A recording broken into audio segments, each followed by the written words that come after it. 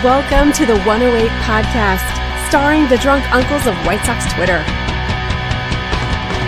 He's at his ideal weight if he were 10 feet tall, beef loaf. Never holding but always partaking, not hungry but will eat, My Sock Summer. And your host, he's aged and smells like a sharp cheddar, Terezi E.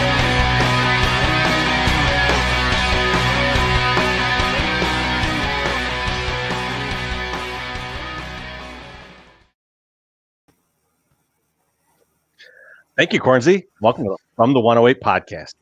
Get ready for some baseball, beer, and bullshit. And fellas, AL Central fucking champ. Yes! Fuck yeah, baby. Fuck yeah. Now remember the drinking rules. If Beef Loaf says allegedly or that he wrote a blog about that, you drink. I'm right. If My Sock Summer talks about bobbleheads or mentions his time on the West Coast, you drink. And if I swear, which I just did, or say here's the thing, you drink. Beef Loaf, how you doing tonight? Oh, man. Absolutely fucking wonderful. Since the last time we talked to all of you on this YouTube stream, a ton of shit has gone on.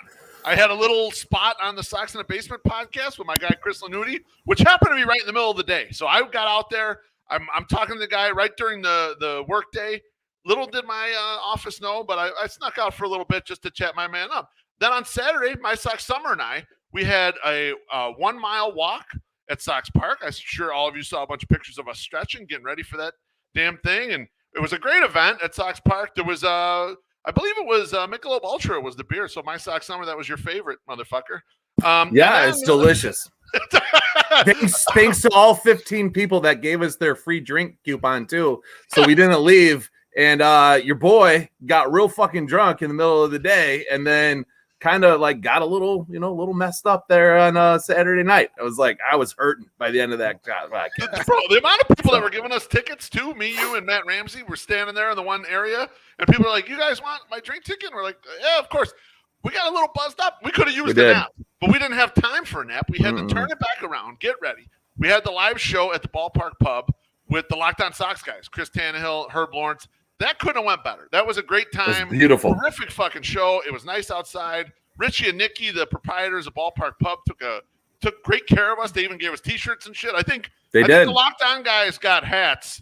MSS, you and I didn't get hats. We only got T-shirts. No. So we're like a rung below right now of the Locked On Sox crew when it comes to free merch. I want to say that Locked On got hats and shirts. Yeah, they did. And so they're like, I feel like Richie and Nikki were like, come back again and we'll give you a hat. So they're just trying to bait us into things. It's like we'll come and we'll work for it. Then we'll run up like a $200 bar tab just to get a hat. Pretty much. Yep, 100%. So we did that. Great show. And obviously, thanks to everyone that came out. Turnout was great. It was a lot of fun.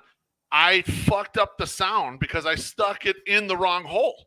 Teresa, you showed me how to do it, and then I went wrong hole anyway. And it was my first time, which it was. And I just got overexcited and went in the wrong hole, and we were recording only the air. So that's why the audio is kind of fucked up. I apologize, everybody. So, Beef, the thing about that is I appreciate what you did. Now, I know you know how to do it. You would have been fine. Yep. You broke it on purpose because you're like, we're going to have this great show, and we're going to do it without Terezi. We got to make him feel like he's still useful somehow. So you gave me really shitty audio and said, for once, you have to edit. You have to do something. So I had to work. I had to do some work, and it still wasn't great. But if you guys could hear the original audio, you would think there was some fucking Menachino magic going on, my friends. All I was happy about is that It was clear as a bell when I asked Herbie in the rapid fire questions, who's more likely to be made in the Italian Mafia, Mike Tirico or Henry Hill? That came through, and the laughter from the crowd came through because the entire group at Ballpark Pub was laughing their ass off. I also like that My Sock Summer's joke about David Ross being a tough guy, and the way you show that you're being a tough guy, go on Dancing with the Stars. That joke also came through, and I'm glad at least we nailed our big jokes there. So that was good. And then fast forward to Tuesday, and Mrs. Beef and I celebrated our 19th wedding anniversary. Oh, congrats! So thank you, congratulations. It's I would give wedding advice or make it that long or whatever, but that time period just flew by. We've been having so much fun. And we're still madly in love with each other. And I don't know if you remember when I was dating Mrs. Beef, Treasy, but I don't. I was of the mind that I remember that you dated her. My brain doesn't go that far back. I was of the mind that this woman's so beautiful and wonderful, I should marry her before she realizes that she's choosing to be with me. Mm-hmm. So it was a good choice. I got her locked down, lifetime contract, and now fast forward 19 years later, and we ordered in some Mastros. It's like, we're not going to go out, and we got Bonita with us. We'll just order in some Mastros. So there's nothing like getting like a full steakhouse meal, and it's like on your coffee table while you're getting ready to binge watch the Shy Party Ant Netflix show. My Sock Summer. Right there. Can I ask you a question, My Sock Summer? Yeah. Do you feel like Beefloaf just said, without saying it, that he outkicked his coverage? Because I feel like he basically said that. But now he'll backtrack on it. I mean, it depends what you say. Yes. Yeah, he kind of did, because he was like, I got to get her before she realizes she's too good for me. Yeah. Just looks wise. And my computer still needs to be fucked. Fuck this computer. I'm just talking about looks. I bought a goddamn adapter, and it still fucking sucks. Fuck this. I'm a wonderful fucking human being. Everyone knows that. So that I just meant looks wise. Everyone's surface level. You don't want to think. But isn't that part of it though? It's still kind of part of it, right? It's part of it, but it's not the whole thing. That's why sometimes you got to trick on the looks, but then usually, you get later on, it's like, okay, everything is pretty even, Yeah, because usually when we talk about, you outkicked your coverage, it's because the girl is incredibly hot and Wally is just not that good looking. So, yeah. My Sock Summer, how you doing, man? I'm doing all right. So today it was chilly-ish, right? It was like 50 something this morning. So like busted out the fucking joggers today, right? Because I'm like, I don't need shorts. Man. I shouldn't be wearing shorts. And so I put them on. Did you get boned up in line at the Costco? I'm downstairs. First off, Teresi, fuck you. I'm not wearing these, and I will wear these to walk my daughter to school. I am not wearing joggers or fucking sweatpants or workout pants out in public unless I'm coming from the gym. Like, I'm not just gonna wake up on a non-gym day. Crazy. He tries to inadvertently show Dong to get a better price when he goes to the yard sale. He does. 100%. He does. He's like, look what I got here. I knocked over a bobblehead. I resent you even saying that. No, I don't think that having a big dick will get you better prices at a garage sale. If anything, it would charge you more because they're like, man, like this guy's hung like a horse. I got to charge him like, $5 more because of that. Because he's had too good of a life. I got to fuck it up somehow. No, but, big dick guy ain't got no money. So only got big dick, no money. So while I'm doing this, right? Well, I like my first night, like I'm sitting at home after I walked my daughter to school, and I'm like, it's warm. Like my pants are warm. And I'm like, I'm not ready for this. Like, it's not cold enough for me to wear the joggers. So I had to throw the shorts back on later. And then we were good. But the funniest part about this whole story, and I don't know if this is true, and this is why I wanted to bring it up. Teresi, have you bought yourself any fucking sweatpants yet? Because you went all of COVID without any sweatpants. Just like you had some Darth Vader, sleeper pants, but you don't have any like good joggers or sweatpants. No. I mid pandemic, okay, I bought a pair of sweatpants, and that's primarily what I wear when I work from home. Okay, but I only have one pair, so they're disgusting. They're stanky, huh? Yeah, I just don't wash them either. I'll bring them over to your house next time I come over. Please do not. I'll just leave them under your deck and see how long it takes you to notice. How long it takes you to go under there to piss like you like to, and then you sit there down there. He'll be afraid to piss though because they have my piss scent on it, and I'm down there. No, No, that's why he's got to get down there to eradicate your piss. He gets his piss on your piss. He'll be terrified once he smells it. I have not pissed outside in a very over a year. So congratulations on worrying me on that one. Sure. No, I'm serious. Exactly. And actually today, when you just told us your pants got all warm because you pissed your pants. No, that had to have happened outside.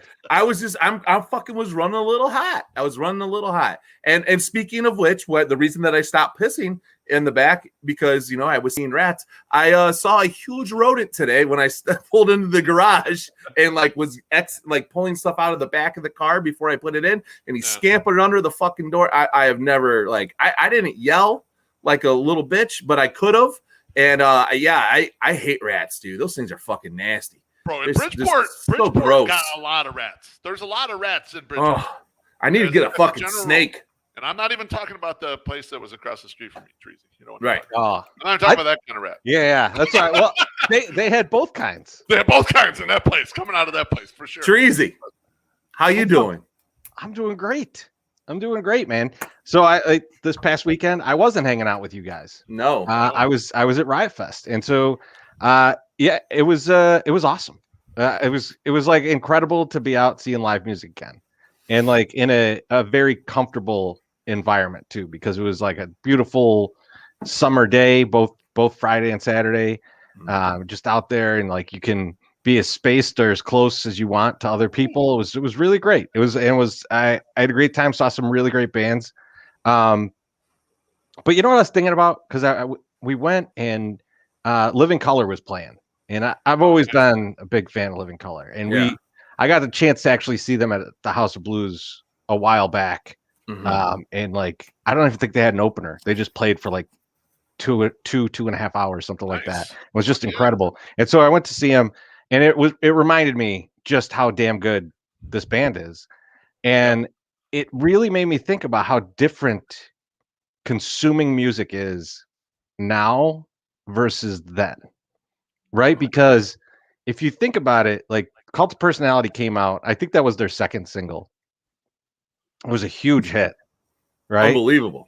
But they sputtered out after that because their next released single wasn't that good, right? And and the reason they released it is a track called Glamour Boys, but Mick Jagger produced it, so of course that's the one you're going to release, right? That makes sense, but it's not that great of a song.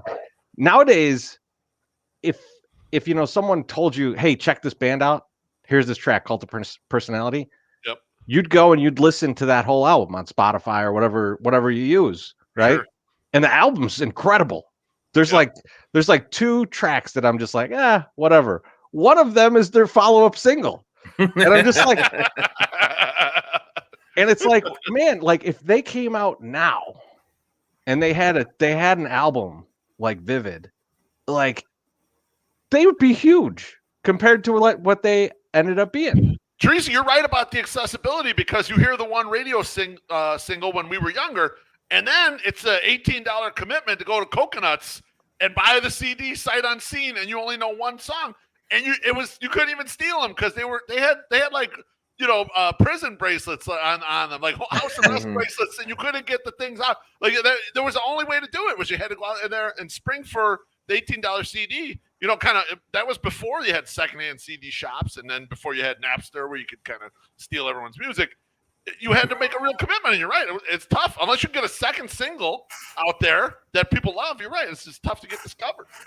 So Steve asked my thoughts on CM Punk's appearance so CM Punk actually introduced Cult of Personality, right? Before he came out. But so I'm way in the back, because look, I'm old now, man.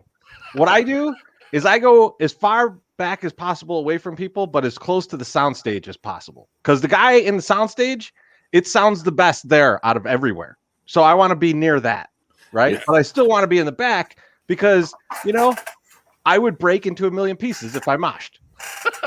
Right. I think you got one song in you, one piss song in you left. So maybe. I thought about it on Saturday morning, to be honest. I was hungover as shit, but the Bronx was so good, I almost ran in the pit. And I was like, I might not come back out. But so So it was, MSS, could you imagine us shoehorning in visiting Teresi in the hospital between our two events on Saturday? No, I wouldn't have done it. I would have texted him, and it would have been a nice text. But I'd be like, man, I hope you're okay. But that was fucking stupid.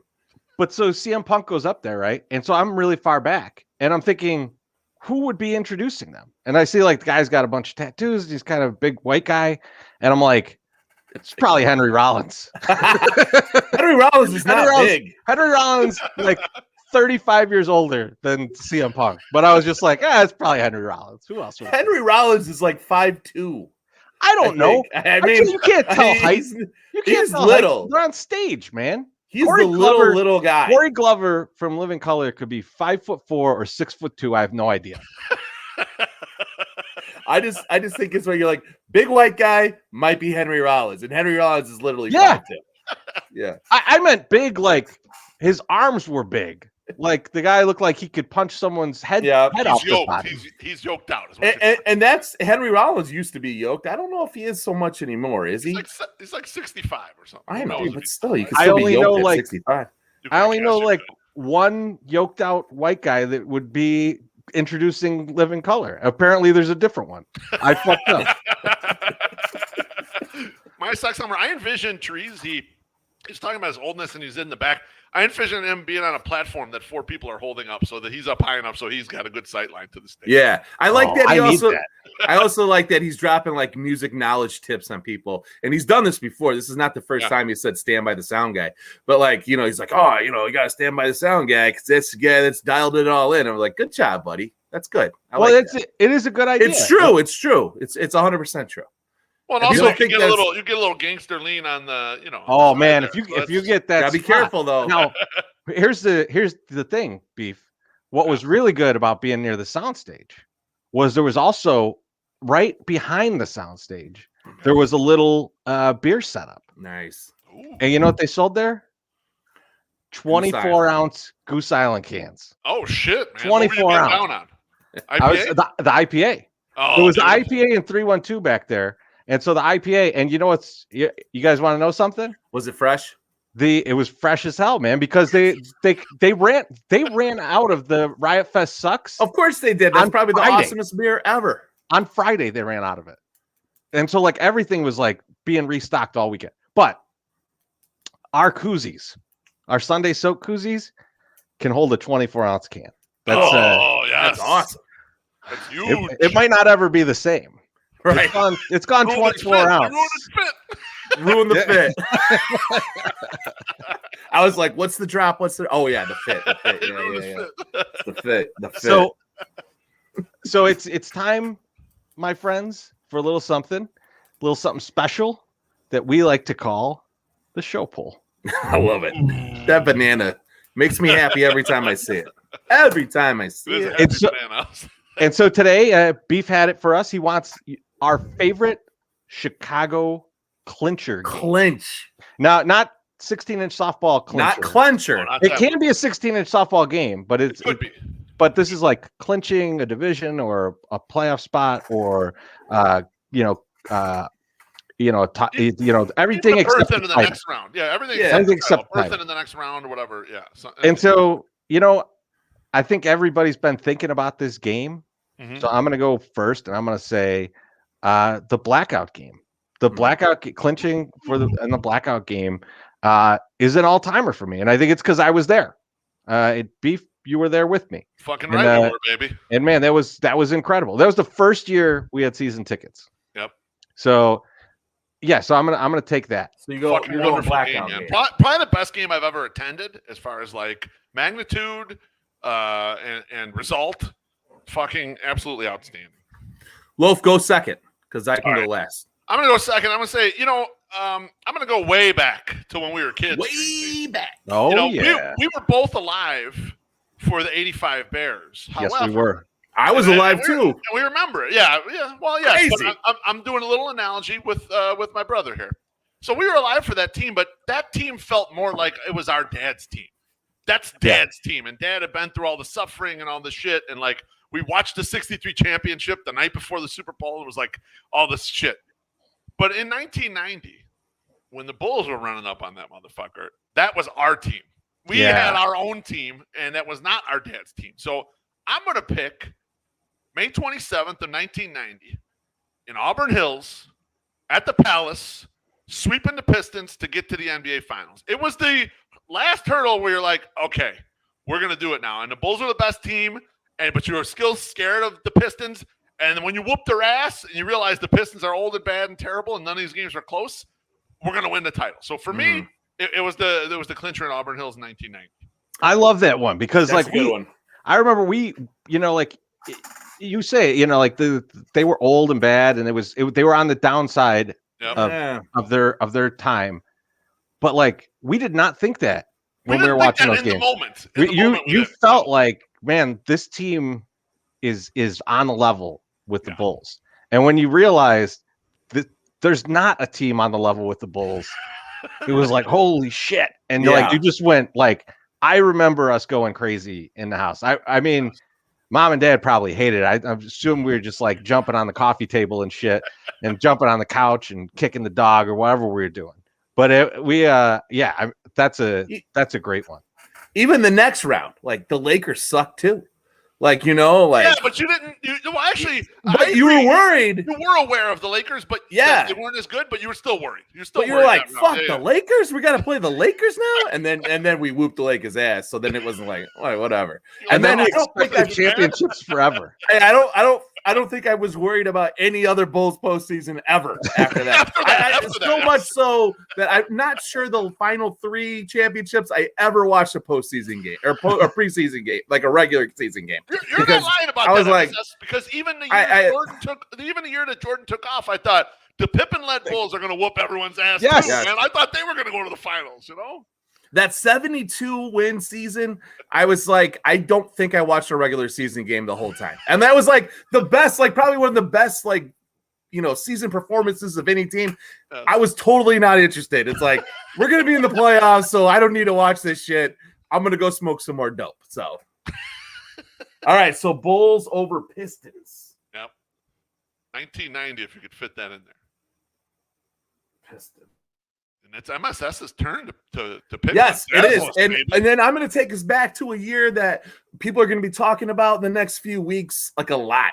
Okay, 2005. And not only there was 2 things that happened in 2005. And I said it on Saturday. I asked Herb Lawrence, which was worse, 89 or 2005? And he said 89. And he didn't know what I was asking him about. He just said 89. He did not get it. So 89 was the year that Illinois lost in the Final Four with Kendall Gill, Ken Norman, Nick Anderson, Marcus Liberty, Stephen Bardo, Kenny Battle. So anyway, that was the rough one. That was a very rough one. That was when I gave up caring about sports. But this team brought back me caring about sports, and it was the 2005 Fighting Illini. Okay, and that season was unreal. Like they only lost 1 game, and then they get into the playoffs, and the NCAA had just started the regional pod system. So Illinois is all lined up. They're not going to have to go more than 200 miles from, Champaign in any point to win the NCAA final, the championship. I'm like, yes, we're fucking in. And so they're up the street. They're at what, Rosemont or wherever the fuck was it Rosemont? I think so. Yeah. They're at Rosemont, and fucking Illinois is playing Arizona. And it don't look good. So that first half, it is not good. So not good that I'm getting phone calls from the one person that I know that's an Arizona fan, and he's making fun of me and telling me how much we suck and how bad it's going to be. And I won't even say what I said to him after that. But like, man, when he called me, I was like, well, that's it. You just jinxed him. We're going to win this motherfucker. And won it, we did. When Illinois came out and just spanked the shit out of Arizona in front of everybody. When D. Will hit that 3. And it's like, that was it. Okay, that's my all-time favorite. To go into the Final Four that year was unbelievable. There's other things that happened. The Bulls made the playoffs for the first time since 1998 and 2005. And the White Sox, obviously, won the World Series in 2005. So that was just a great year. But yeah, fucking 100% for me, Illini over Arizona in the Elite Eight. That fucking game. I had the game on kind of in the background. I'd given up on that game. I'd stopped watching it kind of. I was doing something else. And then I hear like the announcers getting real loud or whatever because they're down 13. It's like 3 minutes left or whatever. And then I'm looking, I was like, they're down 5. What the fuck happened? Like, how the hell did they get back in this game already? You know, like the things you have to do to blow a 13-point lead with the 3 minutes left or whatever. It's an incredible amount. Or you just got to run into a team that's a juggernaut that whoops your ass. Yeah. That's what happened there, you know? And old Lute Olson's over there just sipping on his coffee. He's like, he's making his hotel reservations to go into. Rest in peace, Lute Olson. I know you're dead. Oh, yeah. Sorry, buddy. Yeah. I know you're dead. Like, he's listening. Spoiler alert. Spoiler he's alert. dead too. But no, he's sitting over there sucking on his coffee, and he's just like, "Oh shit, what's happening here?" You know, you're like watching Grandpa get his ass kicked was just fucking fun, and you know, and just all the years, but so many years against Arizona, like the Bill Walton when he called all the Illini players thugs. It was just a fucking very refreshing way to end that whole fucking debate. You know, and I think I was in Arizona and like 2 years later, and and I don't know if you guys know, but I used to live out west, so I was very close to Arizona, so I could just drive there. It's no big deal. And we're watching the game, and Arizona just like fucking curb stomped the Illini. Like, I think it was 2 years after this, and people are like, "Yeah, that's a revenge for that Final Four game or the Elite Eight game." And I was like, bring it on. I don't give a fuck. We went to the Final Four. You just won a preseason game on your fucking home floor here. Great. Oh, this is big revenge here, motherfucker. Big revenge. So, yeah, good stuff. That poll is up. I love him. Go vote on that poll. Go vote the poll. And while you guys are voting on that, I'm going to ask these fellas an important question. What are you drinking? Ooh. Beef. What are you drinking? Boys, I got a few things going on here. Oh, First my off, God. I've got a cornucopia of Goose Island beers, but specifically I got the Flamingo.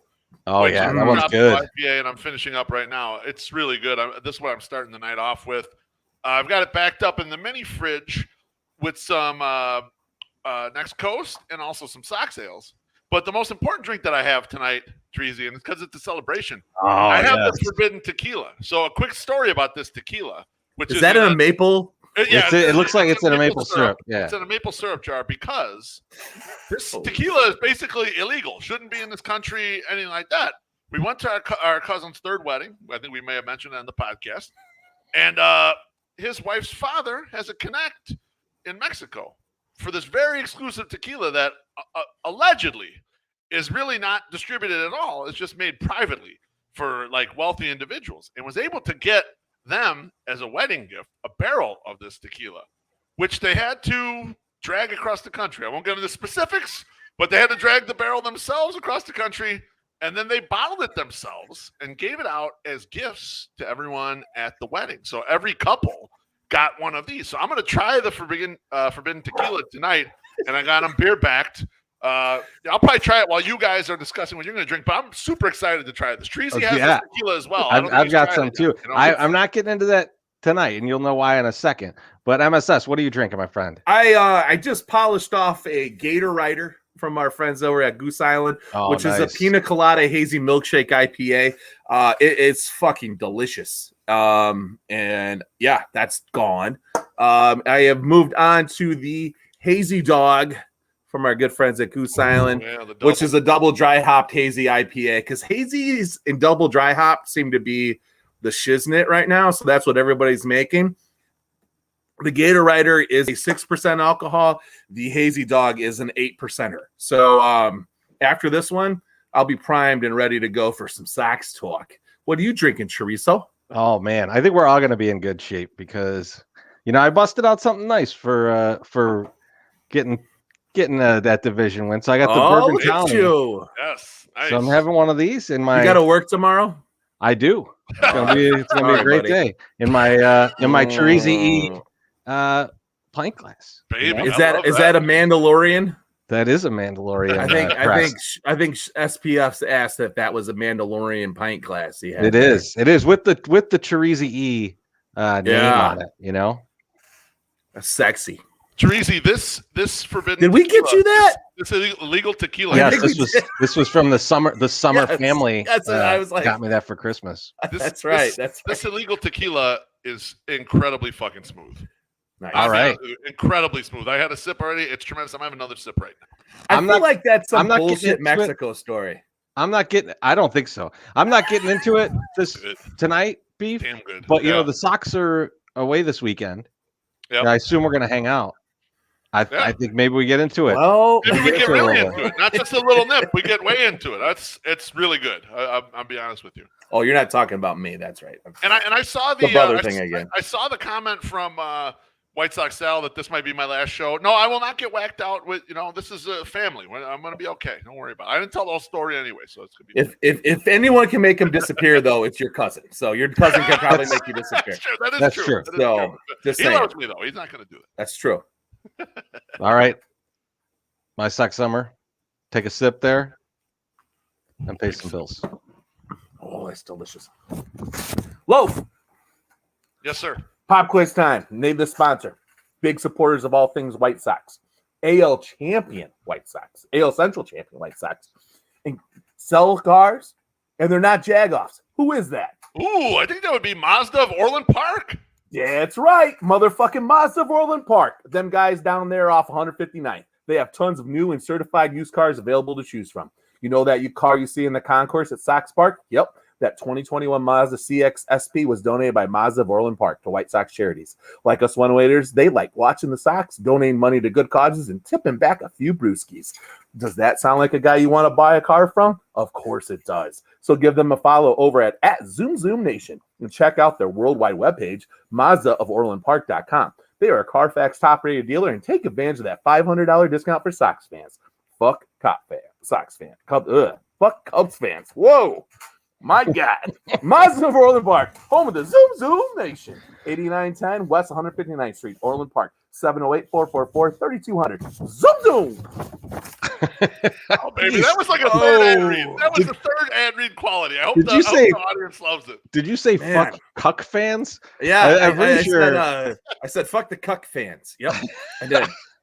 That's not cool, all right? I don't know if I should have said that because I am headed to Wrigley on Saturday to go watch the smoking hot Cardinals destroy the Cubs.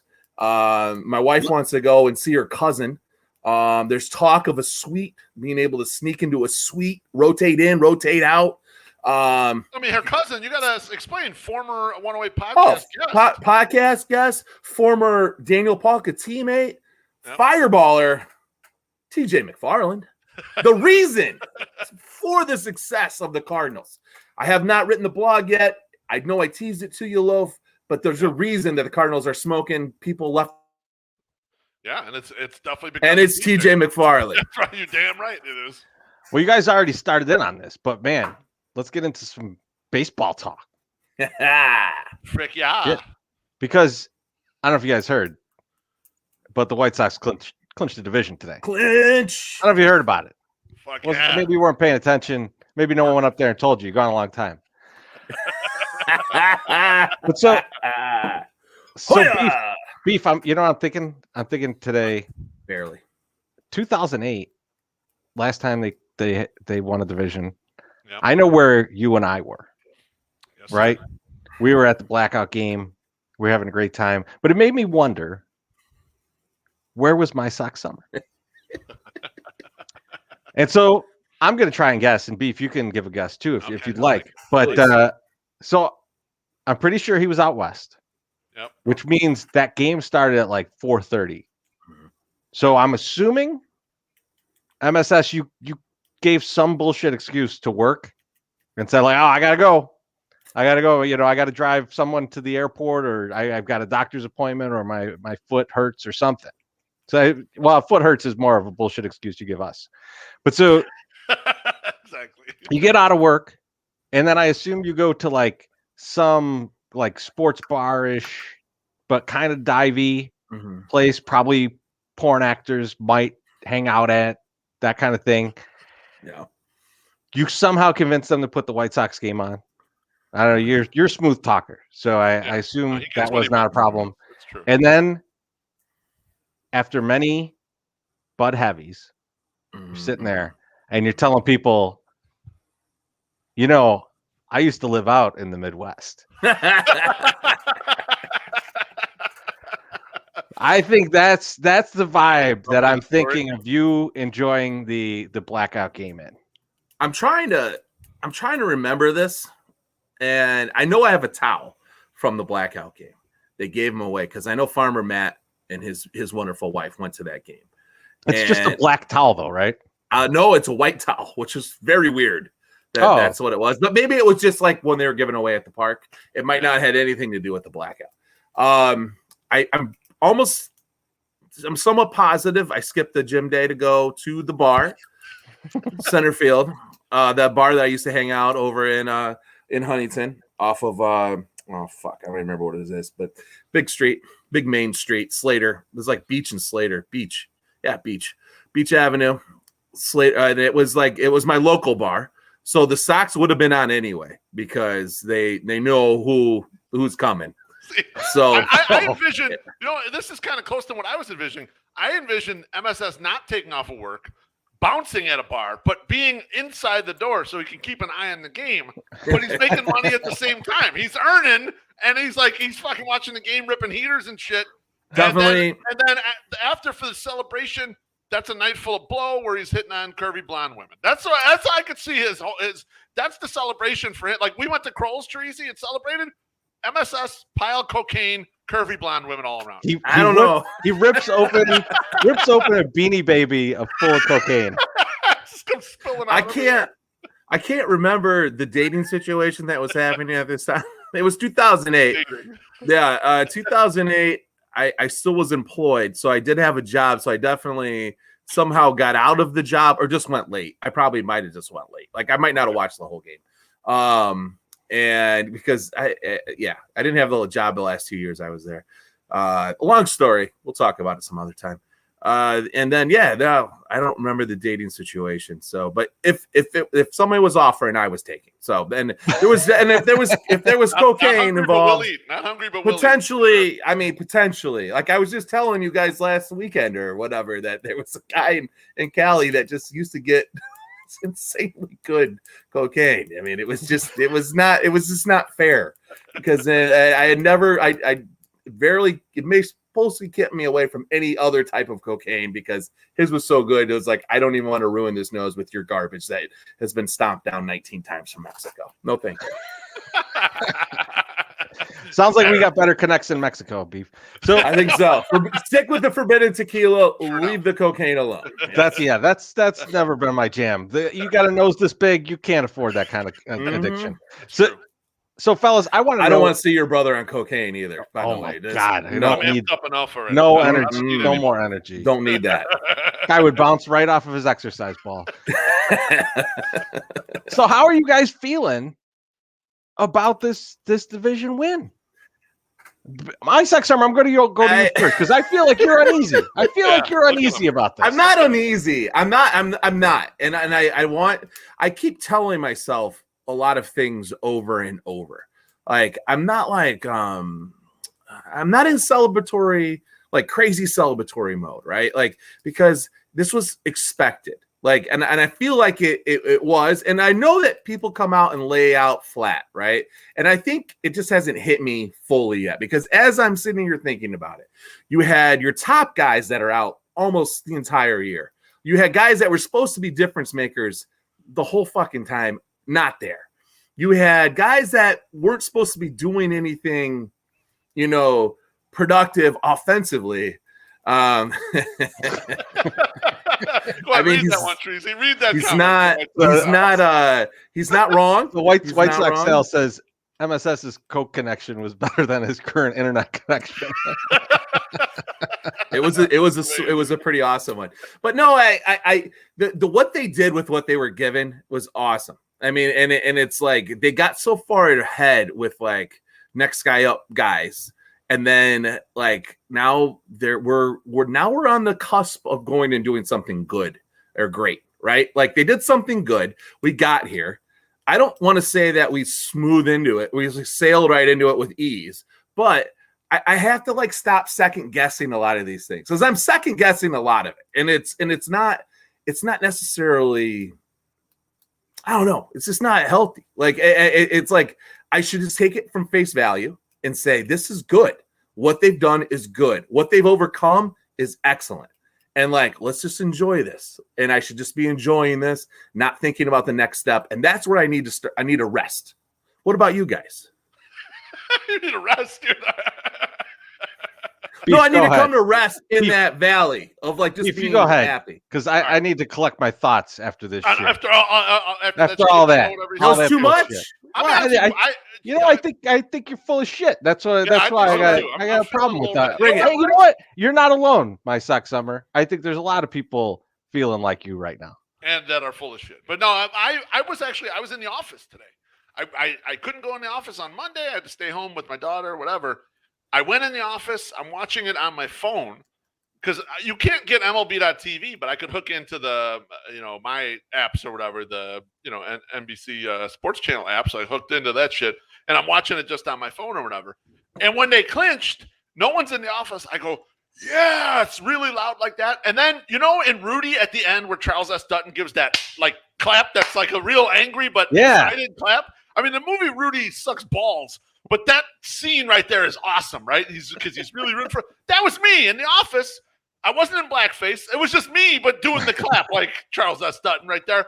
And I really I was excited, and I even had to gather myself before I went on the spaces with Josh and Bennett Carroll and Zoe and Laz and those guys, because I'm like, I got to calm down, man.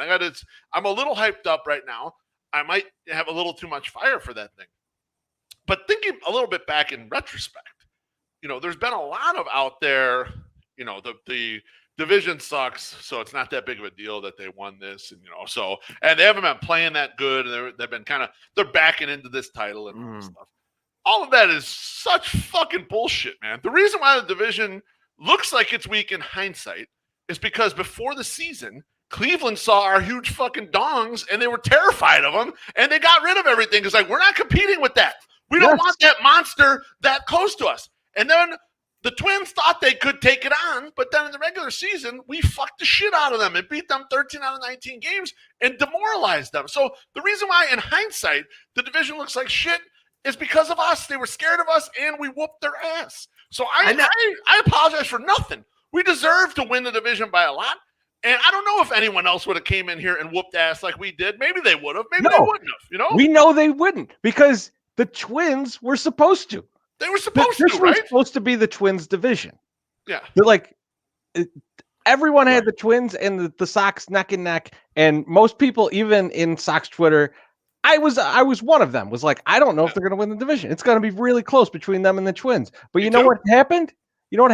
They were similar on paper, and the Sox came out. They had injuries, and they still said, fuck this. We're going to run over this shitty division. And now, Twins, you're the worst part of this division now because fuck you guys.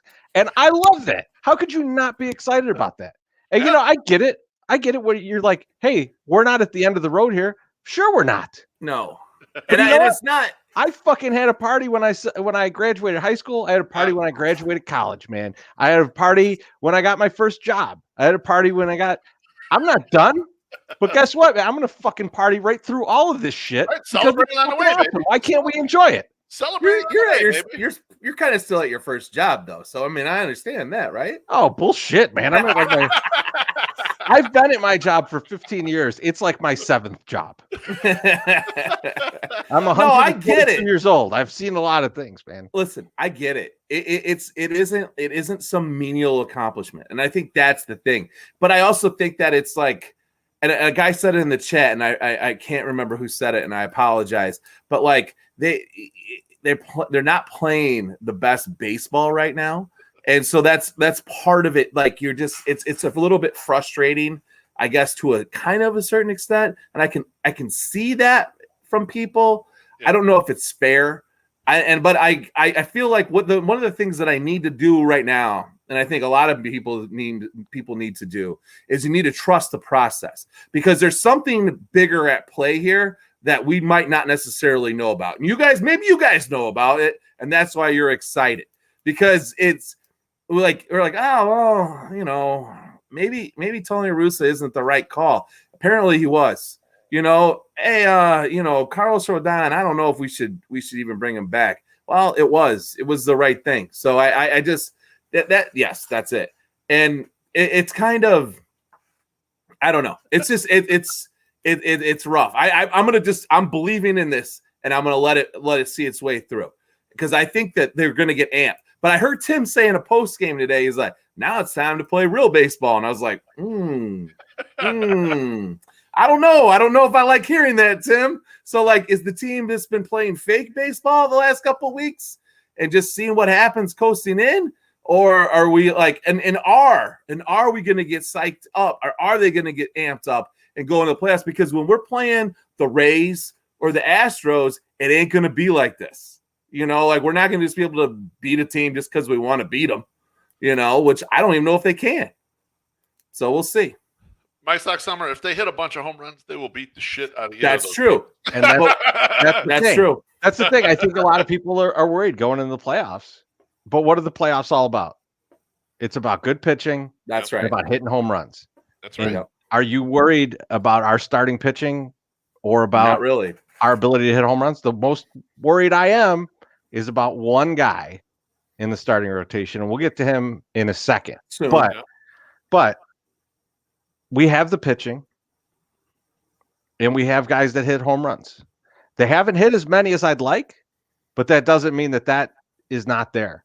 You can't look at this lineup, and I'd say maybe with the exception of Billy Hamilton, and say, like, if this guy's up in an important spot, he can hit a home run. You know everyone in the lineup can do it. Yep. Right? Even Lurie Garcia's smacking the ball around. Right? Lurie legend, baby. Lurie legend. But I mean, like, I was and watching. How terrifying is that? I was watching the game earlier, the game 2, which was not good. No, not at all. But when they had the bases loaded, every guy that came up, I was like, oh, perfect time for this guy to hit a grand slam. And, like, I had no doubt that they could. So I guess I ask you this: if you clinch in the first game of a doubleheader, that second game has to be the biggest blue ball game of all time. Oh yeah, right? Because it's like you just like I mean. No, I didn't. Dude. Andrew Vaughn was playing third. They activated Andrew Vaughn and played him at third for the entire game. Awesome. Like this is the kind of lineup they had. The guy who drew the short straw, MSS, was Yasmani Grandal. He had the DH in that game. He's the only one of the like star regulars that had to play in that fucked up game. And I would have been so mad if I was him, man. I would have been pissed that I didn't get to sit on the bench and jag around with all the other guys. He had to go in there and actually fucking play. That lineup was absolutely ridiculous. Yes. And they almost won. They should have won that game. Sal just said it. He's like, he just said his Vaughn's back healed. And it's like, yeah, because when the guy has back problems, the best place to put him is third base. Like, that's definitely probably the best place to put him. They said it during the telecast. Stoney was like, his swing's looking good. He's looking good at third base. He looks pretty healed up. And it's just like, well, he was never hurt. So, yeah, it's pretty easy to heal up from nothing. He was in the Bahamas with Tupac, man. He wasn't injured, man. They just need to give him a little Tupac hologram. The Tupac hologram. MSS, I feel some of what you're saying because I'm the first guy who's like, hey, man, the only goal is the goddamn World Series. And we're going to be disappointed if they get knocked out anywhere before then. Yeah. Doesn't mean we can't celebrate a little bit along the way and really enjoy these steps. Oh, you know? Agreed. And I think that's what it is. Like, instead of looking big picture, which I mean, you guys know I do all the time. I'm a big picture guy. I'm not just like, hey, let's go day to day. I'm never, hey, let's just go day to day. I'm always like, eyes on the prize. This is where we're headed. Okay. This is how I am. But no, it is. It's hard to like turn that off, right? Like just be like, But I don't agree with some of the callers that you guys had on your spaces or the commenters that were in the spaces with Josh Nelson, and they were saying, yo, if we win the division, that's great. You know, this is really good. No, it's not. Like I like it, but I want something more. And knowing that there's a shelf life attached to this team, like but we can still enjoy this today. I get it. I think MSS, the only thing I would clarify on what you said is that, like, winning the division is not enough, but it is good. And it's good. You should enjoy it. And like, everyone, I look at the comments tonight and everyone is enjoying the hell out of themselves. I can feel it. I can tell just by some of the typing how open some of these people's eyes are. Yes. And it's not a lot. No, and I love it. It's not. I mean, look at the celebration this year compared to clinching the playoffs last year. The clinch in the playoffs last year, people were excited, but it was nothing compared to what today was. Today was outrageous all over the internet. Look how fucking early in the season it is that we clinched. Yeah, I know. It's not bad. You got to appreciate it. You got to enjoy it. Gotta love it. I am enjoying it. Enjoy it, you asshole. Yeah. I'm enjoying it, but I'm not I'm gonna show up like Bobcat Goldthwait with a shotgun and make you enjoy this Christmas. You know what we need to do? We need to go JPP style, and we'll get a Roman candle, stick it out of MSS's ass, and let it shoot in the air. Then I'll really be excited to enjoy the shit out of this. You know, something exciting for the guy. You know, he'll enjoy the shit out of it literally. I bought 2 more tickets for every fucking round of the playoffs, right? Except for the World Series, because they wouldn't give them to me yet. So, I mean, I put my money in my excitement. Don't get me wrong. So, like, I'm making sure that my cousin, my wife, my dad, everyone is taken care of going into the postseason. So I am excited. And I am excited. I don't want it to sound like that. I guess it's just, you know, like I said, I'm a big picture guy. You know, I'm always looking ahead. I love it. And no, you don't. Let's look ahead a little bit. MSS, fuck you. Hey, right, suck it. Move on. You can suck it. Let's look at one Carlos Rodón. Oh man, he's a little banged up right now. Possibly. Beef, why don't you tell us what happened? Will do. So let's set the table for the Rodón discussion. Carlos Rodón was pitching on Monday night in Detroit. He had 9 days rest. And he came out guns a-blazing. He was throwing 94, 95 with the fastball. But then his outing ended abruptly after 3 innings with minimal damage in the actual game. And the last fastball he threw was a 4-seamer at 89 miles per hour. And after the game, Tony La Russa came out and said he was concerned. And then Carlos kind of did a 180 on that. His presser said soreness, and he wouldn't talk about it further. You know, didn't discuss anymore. I decided to go to Baseball Savant, which I rarely do, and look at the pitch log from the game, because I thought, oh man, I'm watching the game, but I'm not paying that close of attention to every single pitch velocity. And what it looked like during the game was that he mixed in a handful of 4-seamers that dipped down into the 89, 91 mile per hour range. And then the rest of it was 93 to 95 range.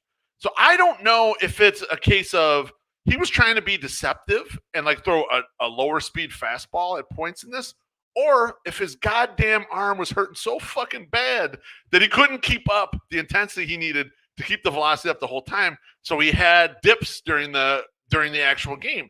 I don't know what the deal was there. I'm not sure if it was like a purposeful thing, because he did get swing and misses and shit on the 89. Like he ended that inning with the strikeout with that kind of lower register fastball. So I'm not exactly sure, you know, what the deal is. One thought I had was, I wonder if this was a deep fake. And Tony La Russa is setting the stage for this bullshit thing where he's going to be like, oh, you know what? I'm worried about him, you know. And I don't know if you guys remember, Crochet went in the game right afterwards, and they had to fix the mound, right? The mound was fucked up because of I wonder if Rodón was like, the mound's fucked up, you know, pull me out of this game. I don't want to risk getting hurt. And then they pull him out. I was like, oh, well, he wasn't feeling right or whatever. And they do a deep fake. And then when you get to the playoffs, Rodón's fine. He's absolutely perfect. And Tony, you know, he pulled the rug out from these motherfuckers. What do you guys think? First off, the beefanon over here. the perfect part about your whole story is like, Rodón's like, this mound's fucked up. Hey, get the future out here. Let him get fucked up on this mound. All right, I'm gonna get the fuck out of here. Yeah, like not like, hey, let's fix the mound, guys. It's like, no, don't even fuck with it. Let him get out of here. Bennett Carroll's in the comments saying that's not what a deep fake is. I don't care, Ben. All right. Shut up, Ben. I don't know what anything is. All right. Leave me Go back to Sirius XM Pandora, whatever streaming fucking thing it is. Go. Bennett, we're gonna use whatever words we want. I think you should know that. I know. As long as they're close to something that means something, I think it's okay. It's a fair play. You know what, Bennett? Maybe he's gonna strangle himself with that thing. It's possible it was a deep fake, though, Bennett. Maybe that was someone completely different pitching. That's why it was slower. That was Keuchel out there. So fuck you. All right. So Josh says that's the most insane conspiracy theory he's ever heard, and he also drank a bottle of Prosecco tonight. So I'm just saying, not champagne, Prosecco. Well, what do you guys think about Carlos Rodón then? Well, first, I think I'm full of shit. They don't know what they're talking about. I think the better conspiracy theory was My Sock Summer's Dallas Keuchel threw a game in the playoffs last year to get Ricky Renteria fired. I think really happened. That actually happened. That's a better conspiracy theory. Chris, point one, he said right after it, good things are coming to the White Sox. Trust me. And then they didn't happen initially. So anyway, go ahead. Now he sucks. So I'll say, like, I think, I think that he was actually hurt. I'm going to disagree with you. But it could just very well be like he needs some more rest. Like this is a lot of pitches on Carlos Rodon's arm. Yeah. Like we know his career. He just hasn't pitched that much. Right. And I think that what you're going to see, and we'll get in the next part of this, is like the Reds start is supposed to be his next start. Yep. I think he'll make that start, but I think it's going to be like 3 innings. And so this leaves us in kind of a precarious position looking forward, right? Because you're like, all I've got to go off is like a couple innings in this game. He's not going to have another chance to pitch, right? There's not going to be another regular season game in which he pitches. Yeah, it's going to be Tuesday, and that's it. And so now, based off of whatever he does in that game, now obviously, if he comes out in that game and can't throw a ball over 91 miles per hour, we know what it is, and you got to deal with that for the playoffs. Right. If he pitches fine, and they only use him like three innings or something like that, well then, like, when does he pitch in the playoffs? Like, where do you put him in? Where do you feel comfortable saying I'm going to pitch Carlos Rodón this day? Right. And how much do you think you're going to get out of him? And I think I get concerned about that. And I'll let you guys jump in on if you think he'll make the start against the Reds. I have more about like what he's going to do in the playoffs, but like, do you think he'll actually make that start against the Reds? 100%. Tuesday is going to be a big day. You're going to have Jose Abreu giving his MVP bobblehead is going to be there. So if anyone wants to get there early and come with him, maybe that'd be great. Probably won't. Carlos Rodón is going to pitch, and I think he's going to do it. I think he's going to get out. I think you're right. Do you see any other starters going more than 3 innings? I don't really see it. You just want to get them out there and let them go for a little while, right? No, I think the regular guys will go. You think you're going to still throw Lance Lynn? Lynn and Giolito, I would assume, are going to go like 5-6 innings. Okay. Sure. All right, to get prepped for the. I don't know. Yeah, I'm not sure how deep they'll make any of them go. I don't think they're going to go that deep. They might not go that deep because one of the things that like we know that this first 3 guys are probably okay. If Rodón comes out and doesn't lay an egg, okay. If he does that, he's got the velocity and he's hitting his spots. I think we're going to have to go with him, and he's going to continue on in the playoffs. So then you're going to have to say your first 3 guys are fine. Now, and then the next part is like the craziness of like who is going to come in and pitch relief out of that shit. So like that's what you got to see more. So you might want to use some of those innings on those guys. I'll be honest with you guys. I don't think he's going to make that start. No, because he can't come out and go all Willis Reed in the ALDS if he blows the doors off the Reds and fucks up Joey Votto and everybody else. So I think they got to skip him. They're going to say he's still dealing with soreness. He got tenderness. He's got a pulled pork sandwich. It's like when Shaq was out with the pulled pork sandwich. He's got the shoulder and it's a little tender, and he's gonna have to sit out. You're committing to this bullshit. Then is what I'm hearing. I think they got a slight ruse going on here, and I think they're gonna ride it out. And I don't think we'll see him again until a playoff game. So wait, Teresi, the man is saying first off, okay, Josh Nelson's head probably just exploded. First, he's saying he's not really hurt. The mound's fucked up. He needs to get out of there. So it's a big ruse. Yeah. Now he's not even making the start because he's actually hurt. No.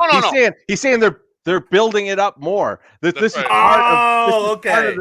part of the fake out. Okay. Well, it worked on the fat guy, so maybe it will work on everybody else. I don't know. Now I'm starting to buy in. I'm buying in now. Now, skip the start, towel drill, and then we're going to line them up for the Astros or the Rays. I'm hearing rumors that the Rays are kind of like stumbling back a little bit. We might end up playing them in their dungeon. Yeah. I think that I think he's going to play. I think he's going to start that game. I think he does. I think Rodón is actually not too banged up, but he's a little banged up. Yeah. And if you want a different conspiracy theory, Rick Hahn's behind the scenes going, just don't give him too many innings. Make it seem like he's a little more hurt than he is. We're gonna get this contract worked out for the. Jesus fucking Christ! Fuck!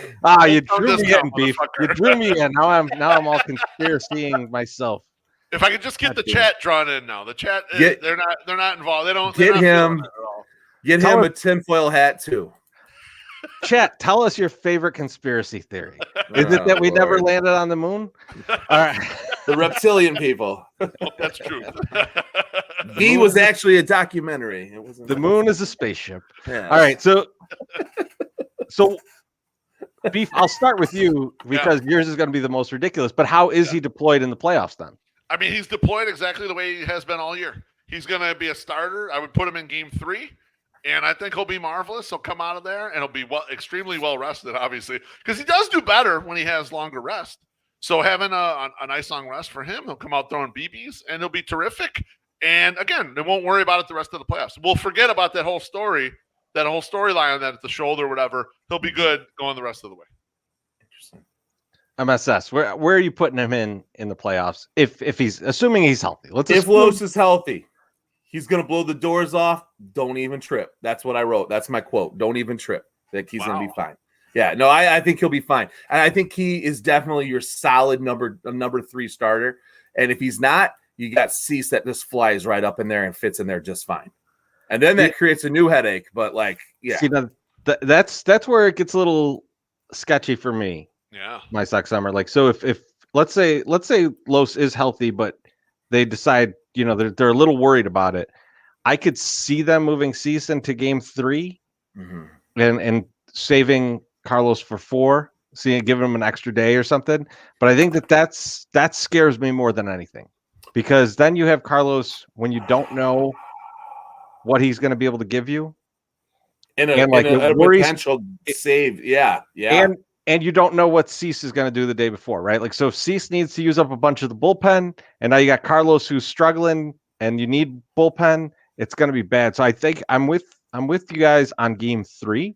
Man, I think game 3 is where you go, because if you let's say Carlos comes out and he pitches 1 or 2 innings and it's not looking right, and you just pull him, and you put either Kopech or Raylo in. You swap in the other Carlos for him. Real Carlos. That's the deep fake. But so I would say I'd say you put in you put a righty in who can go a few innings, and it would be Kopech or Raylo, right? That's who I would assume. And you almost try and treat them as the starter then, and just assume those 2 innings are relief innings, and that can happen in game 3. That's a very risky proposition in game 4, because you don't know what has happened in game 3. So I think if any game he's going to start, it's going to be 3. You don't put him in 1 or 2, because 1 or 2, you might want those guys in game 4 or 5. Right. So and you're not pitching Carlos 3 days. I think we can all agree on that. Even if he's perfectly healthy, we're not throwing him on short rest. We're not using him in relief. No, we are not. He's a starter only, 1 start per series, unless he starts game 1 and it's a 7-game series. You might use him in 7. That's the only scenario. I think we all agree on that. Yeah. Yes. No. Yeah. You're not wrong. That's not wrong. But speaking of, go ahead. Go ahead, my second. No. You're good. I was looking at some of these comments, and some of them are kind of funny. I can't keep up with the comments, which I love. The one that I'm not sure if the Great Bambino is serious right now, assuming that Keuchel won't start any games in the postseasons. And I think he's saying, God, I hope not, that he doesn't start any. I just want some clarification from him on that, because God, I hope not that we're assuming that he won't start is kind of worrying me. The guy can't start yet. Unless there's a tragic situation. He cannot. He's not making a start. He is not. He is our 5th best pitcher. Easily. There would need to be a plane crash for him to start a game. We need like Lucas Giolito to get leprosy and his arm falls off. And I don't think it happens that quickly. I haven't read the Bible in a while, but I don't think it just falls off immediately. So I don't think we're going to have to worry about it. So half the team would have to get eaten by cannibals for Dallas Keuchel to the leprosy would help with the cannibals because the limbs would just fall off. You wouldn't have to like. I mean, you can't eat you can't eat leopard meat. Why not? Well, you can eat leopard meat, but you can't eat leopard meat. Sorry. All within the realm of possibilities, obviously. Speaking of that, and absolutely not speaking of that. So Tony La Russa and Han have been kind of going with a Greg Popovich approach to resting up. Greg Bambino. Yeah, resting up the starters. Keeping everyone fresh going into the playoffs. And I think it's being met with mixed results, not only on the field, but from the fans and from Twitter. Twitter is a very understanding place generally, but nuanced, very nuanced, and open to new ideas. But in this case, 100% like anal. They do not seem to be a fan of this. And, I want to ask you guys if this is bothering you. And if you're thinking, there's a resting versus rusting kind of thing that people are talking about. And so I want to get from you guys, what do you think? Do you feel like this is a good thing? Do you feel like he's going the wrong way? Beef, why don't you kick it off? Let me know what you think about this. Yeah, sounds good. I mean, just watching it day to day, as an individual watching the game, it is a little bothersome because you're watching a team that's not playing as well as you think they can play. Right. And part of the reason they're not playing as well is they don't have all their parts in there. And it's self-induced. It's not, guy X had an injury, and so he's forced to go on the injured list. It is more, guy X, we're going to give you a fake injury. You're going to go on the injured list for a while. And so, even though the games are kind of were deemed meaningless, and I guess maybe they were because they clinched kind of rather easily today, it's still frustrating as a fan to watch that. Secondly, our human brains are easily fooled watching this, thinking, oh shit, look how bad we look, man, in this game against Detroit or whoever. This is how we're going to look in the playoffs, man. And so it's like, for us, it's more of a comfort. It's not comfortable to kind of watch this and see it, and then we're like, oh shit, is this what it's going to look like? And then you see a lot of people going the other way, and it's like, we haven't had our full lineup together, so when they get together, they're going to be fucking great, But you don't know. Your brain doesn't. It can't extrapolate and say, oh yes, yeah, with those other guys, we're terrific, because you haven't really even seen it yet. You've only seen them under 10 times. Your full lineup has been under 10 times. So, how can you draw a conclusion on under 10 times? Right. And it's true because, especially the other thing that I've been thinking about this a lot. It doesn't really fit in anywhere else in here, but we expect so much out of the especially the position player sides. Who are the accomplished players on the position player side? People that have accomplished real shit. Abreu, Tim Anderson won a batting title. Who the fuck else? Right? All of this is kind of betting on the come. Yasmani Grandal has a solid base of production. Nothing like the crazy shit he's producing so far this year. So even that is that's good, but he's way out kicking his coverage, so to speak. So it gets murky there with my brain's like, man, shit, we're really depending on Eloy to be this world beater, which I think he can be, but he hasn't really been yet. I don't know if he's going to be one, He's been hurt. He's been hurt, exactly. We don't know. You guys know what pisses me off about all this? Yeah, let's hear the comment section. No, I love the comments. I love the comments. The comments are killing it right now. My Suck Summer, after the podcast, I'll teach you about what betting on the come means. It's a craps term. Okay. It's not a sexy term. I was like, can we bet on pornography? Because I'm always taking guy's gonna come. Guy's gonna come. Guy's gonna come. Guy's gonna come. It seems like a simple bet to make. My Suck Summer's a millionaire. Okay, Fitz, can you go down to the Nugget for me and bet on the come, please? They're always gonna come. In my experience, anyway, that's what I've seen on the videos. They always come. Sometimes a little early, but always they're always coming. incredible. This is when my wife will walk downstairs and be like, "Why are you so loud when you're talking about this fucking podcast? I thought this was a baseball thing, and you're talking about pornography and cum. What's going on?" Then it's taking the over on the jizz. He must be watching a Peter North film. The Peter North Stars. Yeah. So great floor hockey team. Here's what pisses me off. In pretty much every other sports instance, everyone wants to compare it to their own job, right? Oh, I'd never get away with that at my job. Oh, well, what if I did this at my job? What would people say? You know, it's always my job when it's something that's detrimental to the player, right? Like, oh, you couldn't do that at my job. How could you fucking possibly get away with that doing this? Now, a guy gets an extra day off. And no one's comparing that to their job. Like, if they got an extra day off, like, they'd forget how to do their fucking job forever. Yes. Like they come back from Labor Day weekend and like, where do I work? I didn't even know how to get in the building.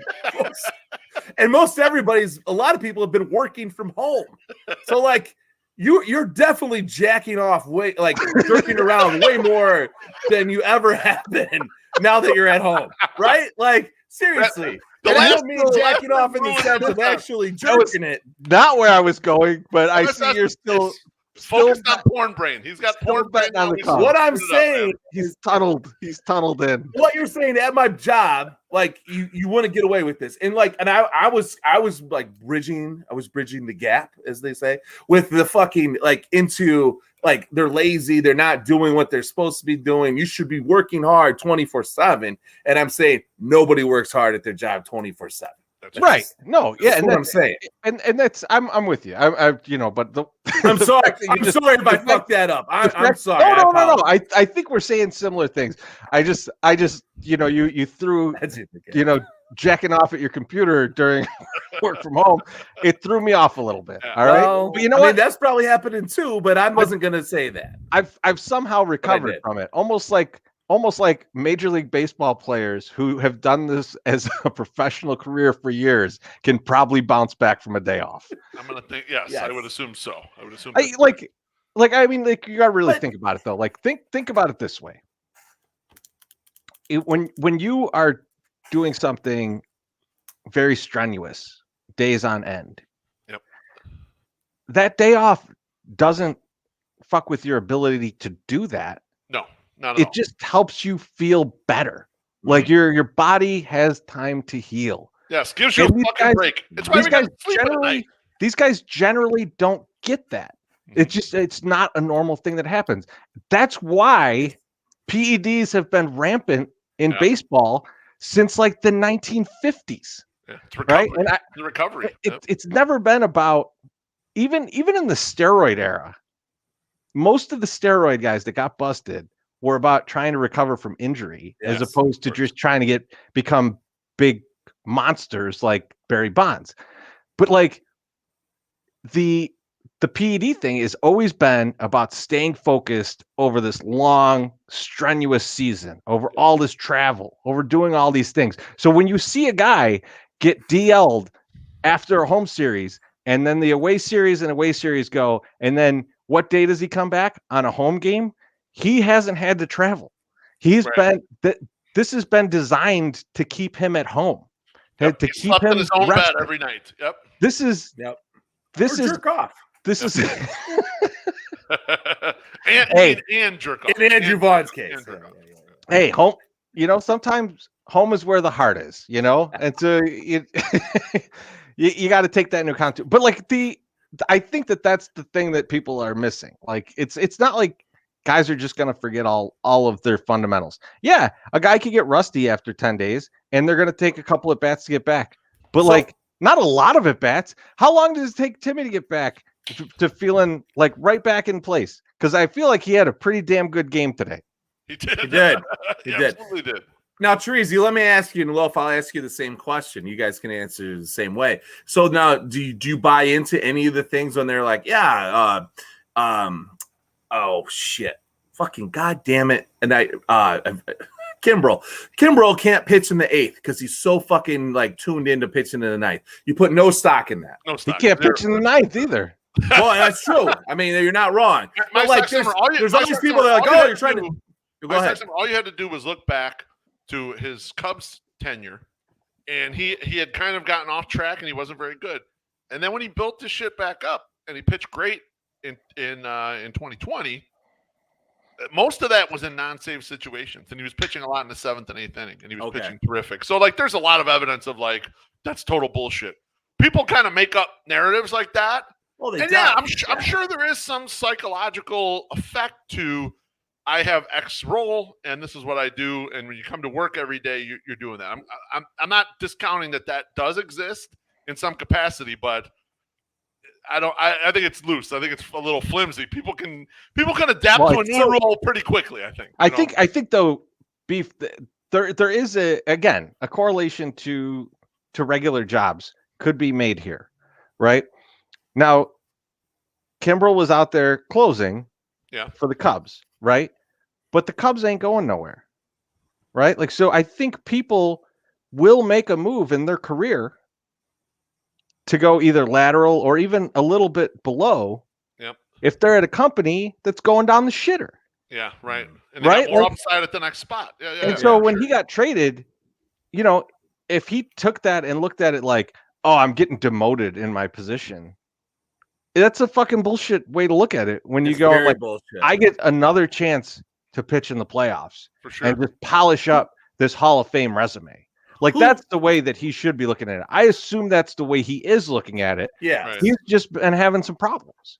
Who wouldn't want somebody else that's elite, like, doing their job with them, right? Like, if you're gonna tag team something and like go for something that's greatness, right? Like, it would be great to have somebody that's just as good as you, you know, and maybe you gotta get out of your comfort zone a little bit, but like, hey, it's the same thing. Just fucking make it work. You know what I mean? Like, it's not like, you know, Tony's like, hey, come in and get 6 outs. He just needs him to get 3 outs. And then he needs, you know, fucking the Aussie guy to get fucking 3 outs too. You know, you're not asking him to do more. You're just asking him to do what you do. Just do it a little earlier. It's like, hey, maybe come into work at 7:30 instead of 9:30. You fucking loser. You know, like, that's what they're saying. You know, so I mean, I get it. Like, and it shouldn't, right? Like, it shouldn't. I just wonder if it does. Like, I wonder if there's a head thing. I wonder if there's like some of that. But if there is, then maybe he's got more problems than we know. Maybe, you know, who knows? It's possible. It is possible. So then the last thing, and we'll get into here. Well, actually, before we get into the last thing on this one, let's talk about, you know, we are resting players and we're going down the stretch. And so one thing that is at stake, because the division is not at stake. We won the division, guys. Cleaned it up, baby. Fuck that shit's over. Cheers. But home field advantage in round 1 is still at stake. Yeah. And now we're a little bit away. It's kind of still at stake. I would say, wait a second. How close is it? We've kind of given that away. Yeah, to rest, right? Yes. And so the rest path for sure. Yes. How do you guys feel about that choice? That we're choosing rest over home field advantage, especially this team is not even close to as good on the road as they are at home. Yeah, I mean, I'm reticent to say I put this in the agenda only because I was going to write a blog about it, and then the Astros took off and hid, and so now it's not really blog worthy anymore. But it was, a month-ish ago when the White Sox decided they were going to start resting people. The thought was, okay, we'll take health over the chance to have home field advantage. And home field advantage wasn't just that round back then. They could have caught the Rays too. I mean, if they wanted to push it and try to have the best record in the AL. And so you're going to guarantee yourself some more home games.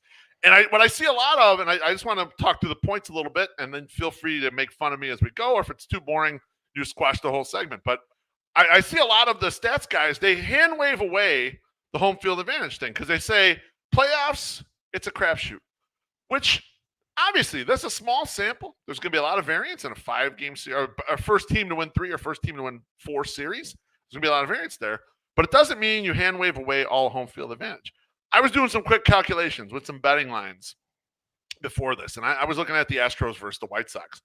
And by my estimation, losing home field advantage in that series is about a 5 to 7% swing in your probability of winning that series. That's not nothing. I mean, I'd like to have an extra 5% of my 401k. I'd like to have a 5% less payment for my mortgage. I'd like to have, 5% would go a long way in a lot of different things. I'd like to be 5% more confident in that fart that I was going to trust, and have 5% more success rate and not crap in my pants, So like, that's not a kind of a zero right there, right? So, and one of the things too, I think people get confused about the resting thing. Okay, you rest a player, and I agree that that's good. I'm all for that shit. I love that the NBA does that, and I wish that all the sports leagues would kind of realize the power of, and they're starting getting a good night's sleep and resting, etc. However, it's not hurt. It's not like you went from hurt guy to perfectly healthy guy.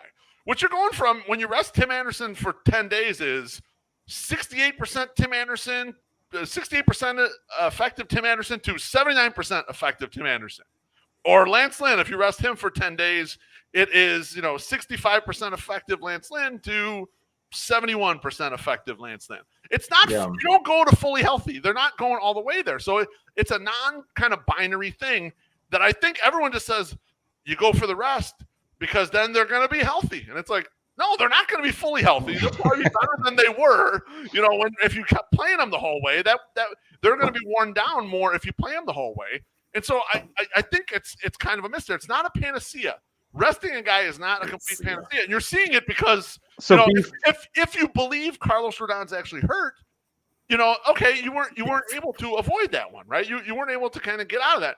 I think the whole resting thing, though, just politically is easier for these coaches and GMs and stuff, because you'll never hear anyone say, oh, they shouldn't have gave that guy extra rest to make him, healthier or whatever. You'll hear some complaining and bickering game to game. But as you get kind of to the end, you don't hear that. But you would hear it if they were Tom Thibodeauing the shit out of the Sox players and someone got hurt going for the home field advantage. So I think that there's like the risk reward there. I'm not certain. The resting might be the better play. I don't know. But we should at least consider that playing for home field advantage was worth something. Do you think that people would get up in arms if they got hurt going for the home field advantage, or would they get up in arms if we already had home field advantage and then you rested and then you weren't resting them? I think if we were going for it and they got hurt, you think they'd still get hurt? There'd be some issues, yeah. Because the argument would be you had the division. The division's locked. Yeah, exactly. So why are you doing this? I agree somewhat. I disagree because I've played a lot of Mike Tyson's Punch Out, and in between rounds, you definitely gain a lot of energy back. So I'm not sure what you're talking about there, but like I'll just assume you're right. But I guess my thing is that if you had generally healthy players, and you were just resting them, I would get it. But you don't. You don't have generally healthy players. You have guys that are like fading in the back end of the season. You have guys that are hurt. You have guys that are like having actual, like your fast guys are having leg injuries. Who's the real hurt guy that you rested? Timmy is one. Timmy is one of them. Timmy, I could see Timmy. Yep. I think putting Vaughn on the DL is a reasonable thing. You said it was a fake injury earlier in the podcast. It is, but like he's one of the guys that's fading. You guys need to make a flow chart so you know your lies. Get your lies straight. He's one of the fading guys. If you suck, you can also go on the aisle. No, you're right, because he wasn't positively contributing to home field advantage. I agree with you. Okay, we're good. Beef. How many innings has he ever played? Yeah, right. This is a lot for him. Yeah. So that's a ton, right? And then a guy like Giolito who looked like he was struggling. Like there could be something wrong there, and he does need some days off. Now, a guy that he may have been hurt, he may have not been. The argument I would give you is Lance Lynn. Like if Lance Lynn wasn't truly hurt, if this was just a time off thing, why was Lance Lynn given time off? Like that's if it was a fake IL stint and we were really thinking about going for the division, that's one that I could see being upset about. There's not a lot of other ones that I see that like Billy Hamilton, like he needed, that was more of a roster situation. No, that doesn't count. I'm not talking about him. I'm just talking about the main guys that were kind of involved in this. And Yeah, and actually, Giolito didn't get skipped for that long, and neither did Lynn. I mean, they didn't sit out that materially long. So you're only talking about a handful of starts there. So, in the end, it's probably not that big of a deal. I just wanted to think the process because we automatically go, oh yeah, health. No, that's the right move, and it's like I'm not ready to just say it's the right move. I don't think it is. It could be the right move. I'm not sure, but let's talk it out. I don't know what it is. I agree that it's home field advantage is valuable. I don't think we can deny that, especially with this team, right? Well, they're much better. See, baseball. See, for me, in a lot of sports, it's questionable, right? Like to me, basketball is a little bit questionable on home field advantage or home court advantage, I should say, right? Because every court is the same size. And there's not a lot of play calling. There's not a lot of communication that needs to happen that can't happen in a basketball game due to crowd noise or things like that. So I don't think 81 games there. I don't think that there's that much of an advantage. In baseball is a huge advantage because you've built your team to play in your stadium. And so playing in someone else's stadium, you're playing in different dimensions. There's different intricacies to each of these stadiums especially in their outfield. Yeah. The infields are different. Mm-hmm. I mean, like that's an interesting thing to think about. Like when you're looking at guys, especially on the corners, the infields are built differently, so they need to play these things differently. Some infields are faster than others, so now the middle infielders are fucked by that. There's weird wall shit in all these stadiums now, and now like each of your outfielders got to deal with that, and especially when you got outfielders that are not incredibly skilled, like Luis Robert. I put him in any outfield, and I'm not worried, right? Yeah. Billy Hamilton, I put him in the outfield. I'm not worried, but Eloy, Vaughn, Sheets, like. These are guys that are going to be Goodwin. These are all going to be guys that are going to be playing the outfield at some point in the postseason, and like they're different parks, man. They got different shit. I mean, like especially you end up playing like a Boston or something like that. Really different. Yeah, that really different. Or so there's all of those pieces, and so home field does matter. I'm not throwing that out. What I'm saying though, and what we've talked about is the resting piece for this team is important because I just don't think that this team, with how young they are, with how many pitchers have been incredibly healthy for this stretch of the season, like you're tempting fate to not keep them rested and take advantage of the fact that you won the division and give up home field for that. Just take the foot off the gas a little bit. I get the gamble. I get it. It's a close call. I'm not saying that it's a no-brainer. But like if I were betting on it, I'd bet on rest over home field with this team. That's interesting. That was extremely well said. I mean, I like that you brought out the numbers, Loaf. I like that you put that stuff on, and you guys are big time advantage gamblers too. I mean, how much money did you min on a 5%, difference? That's a fortune. If you right?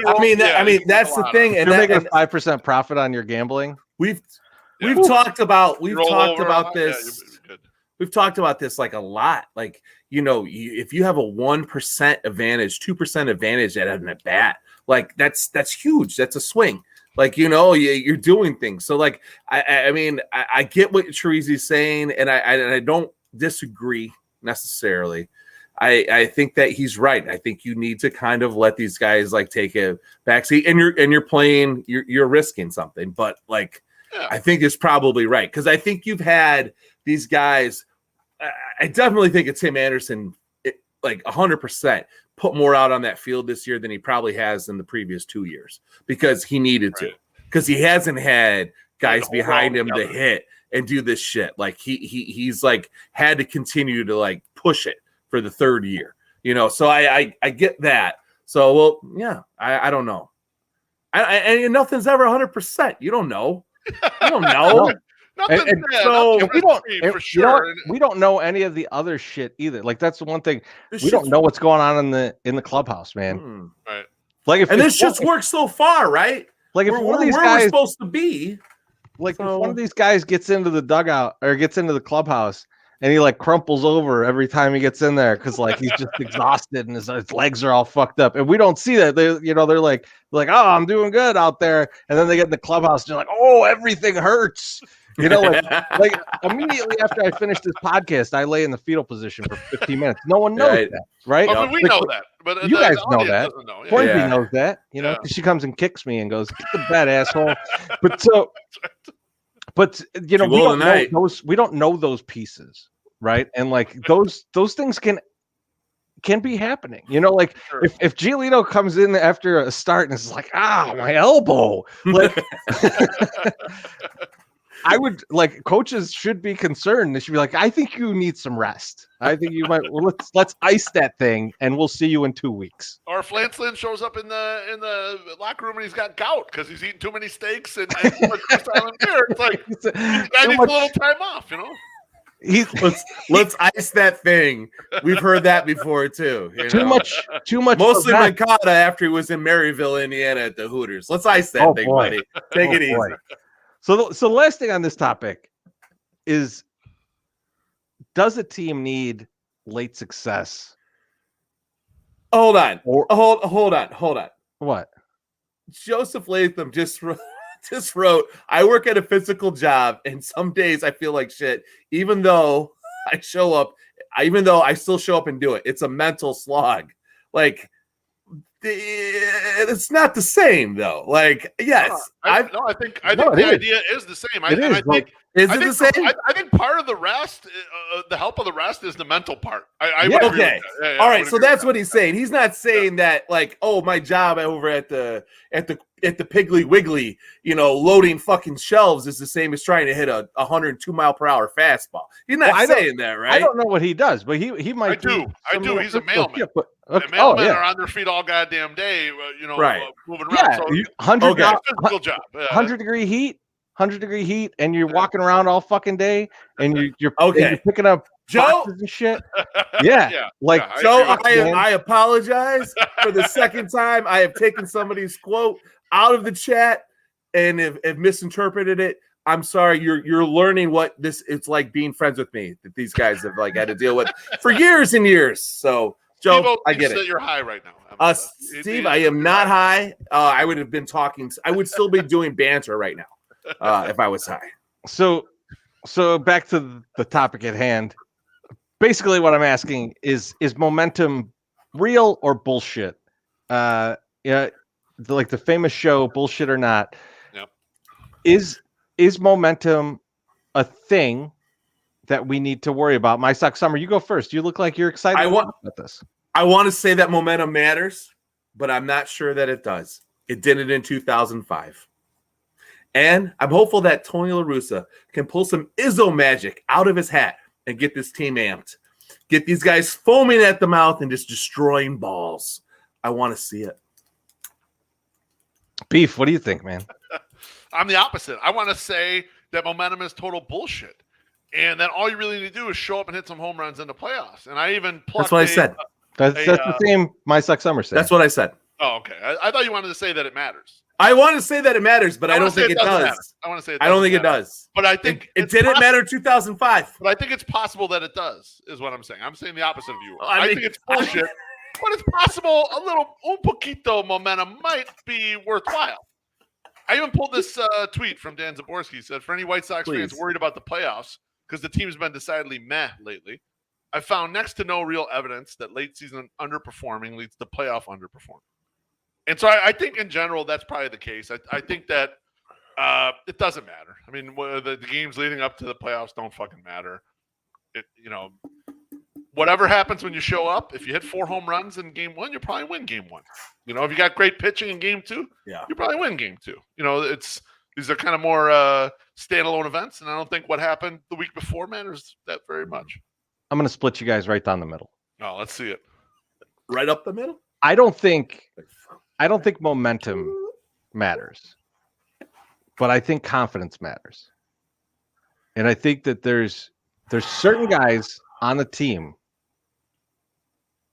that need to go in to the playoffs very confident. And I think most of those guys are either bullpen guys or Dylan Cease. I have no worries about a kind of like Lance Lynn could shit his last 5 starts of the season, and I would be like, he's gonna be all right. It's fucking Lance Lynn. That guy. Well, if he's hurt, you shoot up the arm with whatever numbs it up. I'm sorry, the other arm. Shoot up his left arm too. What the fuck? Both of them. Yeah, get them all numbed up. Give him 4 Bud Heavies. Throw him out there. These guys gonna be Bud fine. Heavy. Oh man, guy's gonna be all right. But a guy like Dylan Cease, I would love to see him end the season with like a 10 strikeout game. Like I just want him to be brimming with confidence, and I want some of these young bullpen guys to be the same, right? Like I want Tony La Russa to properly use Aaron Bummer at the end of the season and pave that path for him to be like, I'm going in the game. I know what I need to do. I'm going to fuck these guys up. Yeah, so he's ready to go. There's some of those guys.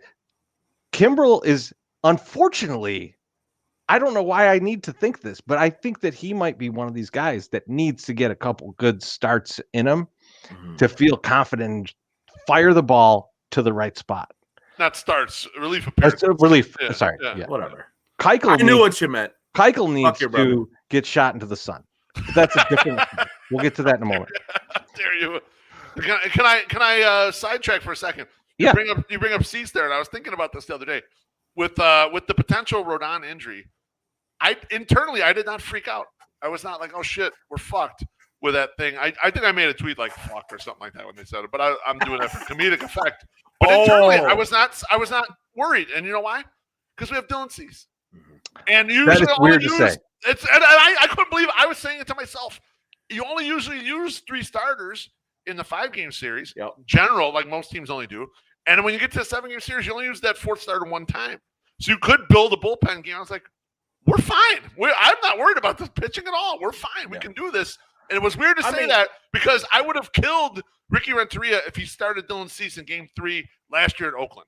I would have been so pissed off. But Dylan Cease 2020, Dylan Cease 2021 is a different Dylan Cease. Agreed. Yeah. I mean, 100%. Yeah. Like, you know what it is? Put in the work. It's a more confident Dylan Cease.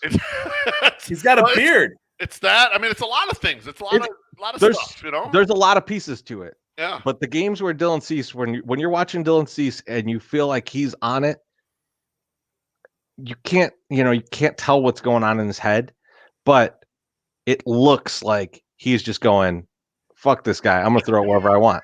That's right, exactly. I own you, motherfucker. I need that Dylan Cease. I need that Dylan Cease that like the 3 a.m. coming out of the bathroom drunk, going like, I look really fucking good right now. Yep. I'm gonna go talk to some ladies because this is the best I've ever looked. And he might have vomit trickling down his beard and everything, but he's got that confidence of like, I feel this. I'm doing everything right at this moment. I don't care if it's true or not. I need that feeling out of him. I was gonna liken it to something very similar. I was gonna say it's a little Friday. You're on the college campus. You're at the hot bar. You're like, yo, it's 1 a.m. It's almost last call. Let's take that hot lap and go make that one last final shot at that sorority chick and to see what happens. You know, like you need that confidence, and that's what he's been looking like. You know, he's just like, yeah. You know what? I'm gonna throw my fire in the iron and see what happens. My iron into the fire and see what happens. Instead of the fire into the iron. Like that doesn't chiseled out of iron. You got it. Woo! All right. Let's play a little game, guys. Let's do it, baby. A little game called Should I Stay or Should I Go? Look at those handsome fucks. Oh, only Joe the old heads are Strummer. gonna get that one. Only the old heads get that shit right there. That was definitely not the Village People that I listened to. That must have been the new incarnation. How dare you? How dare you? I'm not even a fan of it. I'm a sus. I'm not a Clash guy at all. I have their box set. I like them. They're really good. First up, should I stay or should I go? And this is obviously who's going to the playoffs. Who's going to be on the playoff roster? Should I stay or should I go? Dallas Keuchel. My sock summer. Kick us off. So here we go. If Carlos Rodón is not healthy on Tuesday night, if he does not pitch, if he is pitches for 7 pitches and he is pulled out of the game, Dallas Keuchel must stay. He must be our 4th guy. He has to be our 4th guy. Nope. I'd take him over Raylo and pitching by committee after that. I can't do it. Your internet even knew that. I have to take Dallas Keuchel as my fourth guy if Carlos Rodón is not healthy. Beef, where you at? I was thinking about this Dallas Keuchel making the playoff roster saga in terms of some of the rumors I'm hearing about the Andy Dalton versus Justin Fields thing. I'd heard some people assume that the reason why Dalton is getting the starting job has more to do with the fact that they went on the marketplace, they bought a free agent, they promised the free agent, they promised his agent, you're going to get this playing time or whatever. And they don't want to burn bridges, not only with the specific agent, but with the marketplace in general. They go out there and buy a player, and they want to make good on their word, whatever they said they were going to fucking do, even though Justin Fields kind of fell in their lap and now they got a better option to go with, right? And I was thinking about that in terms of the White Sox. They had problems getting free agents to come here. I mean, we all remember that as the rebuild was going. We thought they would sign more players, and it's been a little bit of difficult. They've had to go out and make trades materially. They've gotten a few free agents, but they haven't been able to get the quality of them in here. So I was kind of wondering if, I don't know, maybe because of that, and because of pedigree, and because of contract, Keuchel might end up staying. So I said I think Keuchel will stay. And I was trying to think of how do you use a Dallas Keuchel if you're in a spot where he's going to have to stay. I guess you can piggyback him with Rodón if it doesn't work out. You stay left, but different style pitchers. You can use Keuchel in a loogie spot. You need 1 out or you need a ground ball or something like that, and you don't have a well-rested Aaron Bummer. Look at Tracy's face. He's so don't tell you this. And obviously, if any game was extra innings, you got a guy who can eat up some innings for you. So I think Keuchel's going to stay, even though it's not very appetizing to me. I want to vomit. Yes. So Dallas Keuchel in his last 2 starts, he's walked 6, given up 17 hits. Mm-hmm. That is not a guy you could start. That was against the Angels and Tigers. This is not a guy that you can start. He's not a starter. I think it was 11 hits against the Tigers. It was 11 hits. Yeah. Yes. The walks were all in the other game. Yeah. So it's just a horrific 2 games, no matter how you match it up. And he's been bad before that. Yeah. Not good. The last time Dallas Keuchel had more than 3 strikeouts in a game was August 5th. It feels like a long time ago. That you cannot have a reliever that has that kind of strikeout rate. Just cannot. So my question to you guys, who want him to stay. Yeah. Well, I don't want him to stay. I think he's going to or think he's going to stay. What position does he play that I don't know about? Right. Because he can't relieve and he can't start. And I thought he was a pitcher, but maybe can he hit? Is he a lefty bat that we need somehow? All right. I just, So who's your 4th guy? My fourth If guy. Rodon's down and you don't have Rodón, who's your 4th guy? Ronaldo Lopez? Michael Kopech. Yeah, I was going to say Ronaldo Lopez. Any of these guys. It's a Lopez Kopech crochet, mashup. You don't want to have to get to that, but I would take that. I would take a bullpen game over a Dallas Keuchel start. And I don't know how you can disagree with me. Because a Dallas Keuchel start's a loss. Why would you? You got to score a lot of runs. Why would you choose losing? Yeah, I mean, I don't. Look, I like Dallas Keuchel. I was a fan when we brought him in. This is the kind of pitcher you need in this park. He's a ground ball pitcher. But 1, we're not pitching in this park. because as we just discussed, we've given away home field advantage. Well, fourth game probably would be in our fourth game would be at home. Fourth game would be at home. But again, like he's just like that pitcher's gone.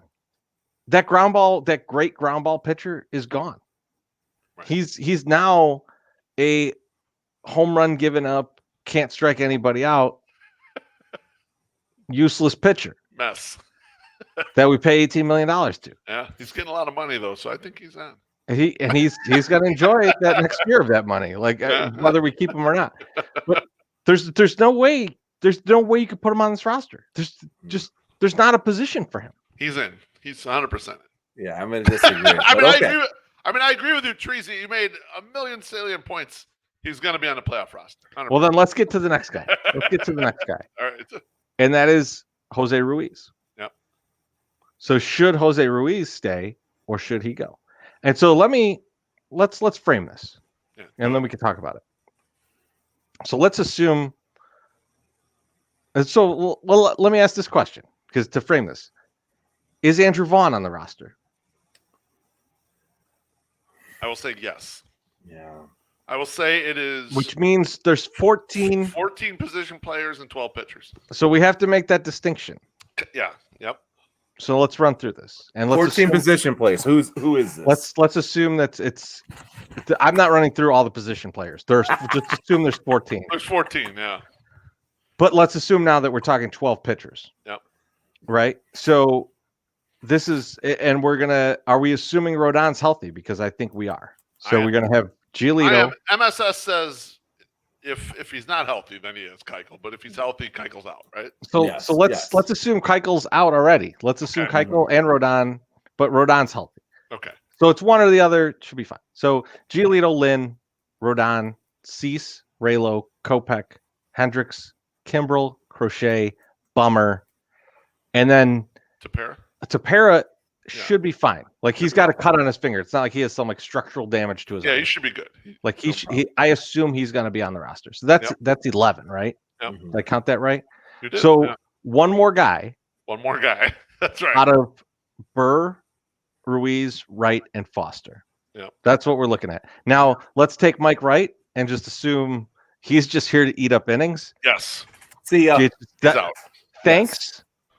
Yes. Go back to Korea. We appreciate you, but Foster's gonna drag you right the fuck out too. That's not a guy. He's out. Now you're basically here Burr, Ruiz, and I don't know which one is better. I feel like Tony likes Burr better. He tried to use him in some really high leverage positions earlier in the season. Mm-hmm. So I am leaning towards Ruiz is also gone. I'm saying Keuchel and Ruiz are gone from this, unless you go 13 pitchers. Right. I mean, the way I look at Ruiz, I mean, his body of work this season, he looks like an average major league reliever, right? He's nothing kind of special, but he's around average AL reliever stats kind of throughout the whole season.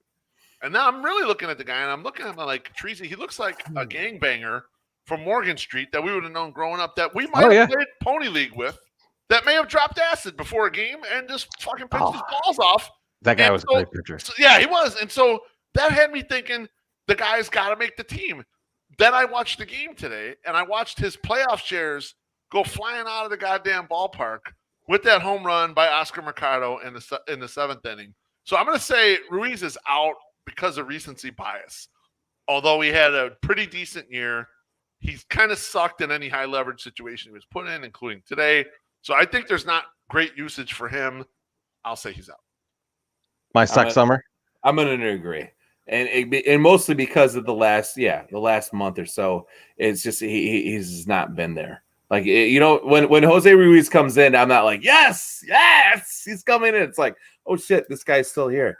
And like, I don't know like about your guys' gangbangers, but like the man has some chops. Jose Ruiz did, and he has like the kind of the floppy hair on top. I 100% think Jose Ruiz listens to Morrissey. So I don't know if that's how your gangbangers were here over on the south side. Let me explain something to you. my suck summer. Every Hispanic person loves Morrissey. Okay, every all Hispanic. right. That's Morrissey, I'll do the racism for you. I know you can't do a racism. I'll do the racism. There's a few in the Hispanic handbook where you got to like them. You got to like either Morrissey. It's Morrissey, Depeche Mode, and The Cure. There's you check at least one or all of the above. It's in the handbook. I mean, I'm part Mexican. I don't know if you guys know that because I used to live in Sterling. But I'm a big Cure guy. I like The Cure. Okay. How dare you? What? All right. So Ruiz is out. I think we've all agreed Ruiz is out. He's gone. Hopefully Keuchel is too because Rodón is back, and then we'll just move on. I can't believe you guys are putting Andrew Vaughn on the playoff roster. I don't got him there. He's at 100%. You have to. I don't know when he's going to play, but he's a first round. Don't matter. But actually, I do have an idea. I'll take him over the next guy we're going to talk about. I have an idea of when he's going to play, and so let's talk about Zach Collins. Ooh, Zach Collins, baby. Beef, can I tell you a little bit about Zach Collins? I would love to hear it from you, my friend. Recently, just his recent work, and I know he's been in the minors for a little bit. Last 30, I think it's 36 games he's played. So since July 1st. And by the way, he homered July 1st. Okay. Yep. Since July 1st, he's had 2 home runs. Okay. 3 doubles. So I personally have no idea what he does that's valuable to a baseball team. That's 3 months. 3 months, 5 extra base hits. 3 months, 5 extra base hits. Played in optimal positions where he's almost always hitting against a right-handed pitcher. Yeah, yep. And he's not good at catching either. Well, I'm going to get to that when it's. I mean, he reached for a ball today. Yeah. And it hit him in the glove, which is his soft spot. It went right by him. Then he jogged over to it while a guy was running to home plate. It was some of the best defense I've ever seen. If you're the umpire, are you you're pretty nervous if Zach Collins shows up and he's the catcher for the game, right? You're not. I've not seen, and we've watched baseball for a long time. Yeah. Beef. I've not seen more umpires accidentally hit by baseballs as when umpiring behind Zach Collins, and that can't help your pitcher. There's no way that helps your pitcher. If you get no one has ever been happy after getting hit in the shin. No. So, someone is going to pay for if you hit your shin off of your coffee table. Yeah. I hope you don't have a cat near. Oh man. Because you're going to kick that fucking cat. It's not the cat's fault. No, it's not. But you're going to kick that fucking cat. You'll start blaming, yeah. Or just at least yell at the cat. Oh, you were in my way. I hit my fucking shin. There's no way umpires escape this somehow. No, there's no. Zach Collins thinks it's a ball coming to the left and just gets out of the way and lets some shit come by. The umpire's mad. You're not getting that next call. So to me, Zach Collins does nothing that can help a team. Baseball, any team. I'm not even limiting it to baseball. He can't help any team do anything. He's out for me. Concur. Yeah. Cosign. Is that what they say? They say a cosign. Yeah. Yo, the fun time has run out, my man Zach. We'll see you later. It's been fun. You and Danny Menda can hang out and watch the playoffs together. It'd be great. Dancing for dubs, baby. Dance for dubs for these guys. They're gonna need it. Only makes the team as a bullpen catcher. Yeah, I agree. Yeah, I agree with Rhino Man. Collins only makes the team as a bullpen catcher. 100%. No, when I was looking at this, I was like, I need to bring real facts because I know the White Sox stealthily, and Rick Hahn did it again, boys, brought him back because they didn't want to waste his final option. They didn't want to keep him in the minors. They wanted to save one minor league option. Just hoping and praying some other team is going to come along and say that they could fix his catching. So I want all you guys to go to church, get your rosaries, say them shits, so that we can find that team in the offseason. But for the here and now, I don't know if you guys know, but the Fielding Bible updated information just came out. Oh, no, I didn't So I know wanted that. to look at some of the defensive numbers for Zach Collins. And Zach Collins has caught 478 innings coming into today. So obviously I don't have today's stats in there. And its total runs saved for the year is -16, which is really freaking bad. If I give you an example, Yasmani Grandal has 0 runs saved. Okay, so he's kind of like nothing. Average. Basically. Average-ish, I guess. And Collins has -16, which appears to be horrible. I took a look at outs. I took a look at the framing numbers, like the run extra strikes on Baseball Savant, and Zach Collins is a -10. So he's also awful at framing. He's awful at kind of everything on the defensive side. Sounds good. Treasy, you mentioned the hitting. For the whole season, Zach Collins is striking out 30% of the time. And even when he went down to Charlotte for a little while, he was striking out like 35% of the time down there. That sounds great. 30%-ish strikeouts with 330, 340 slugging.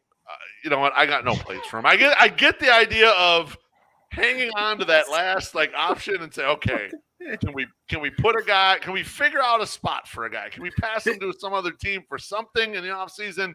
I get that. I understand that maneuver. But Zach Collins, he's got to go. He cannot be on this playoff roster. So I like this response from the strikes biggest look like balls. Yes, that's correct. He made strikes look like balls. From the biggest little big man. It's the opposite. He went oppo.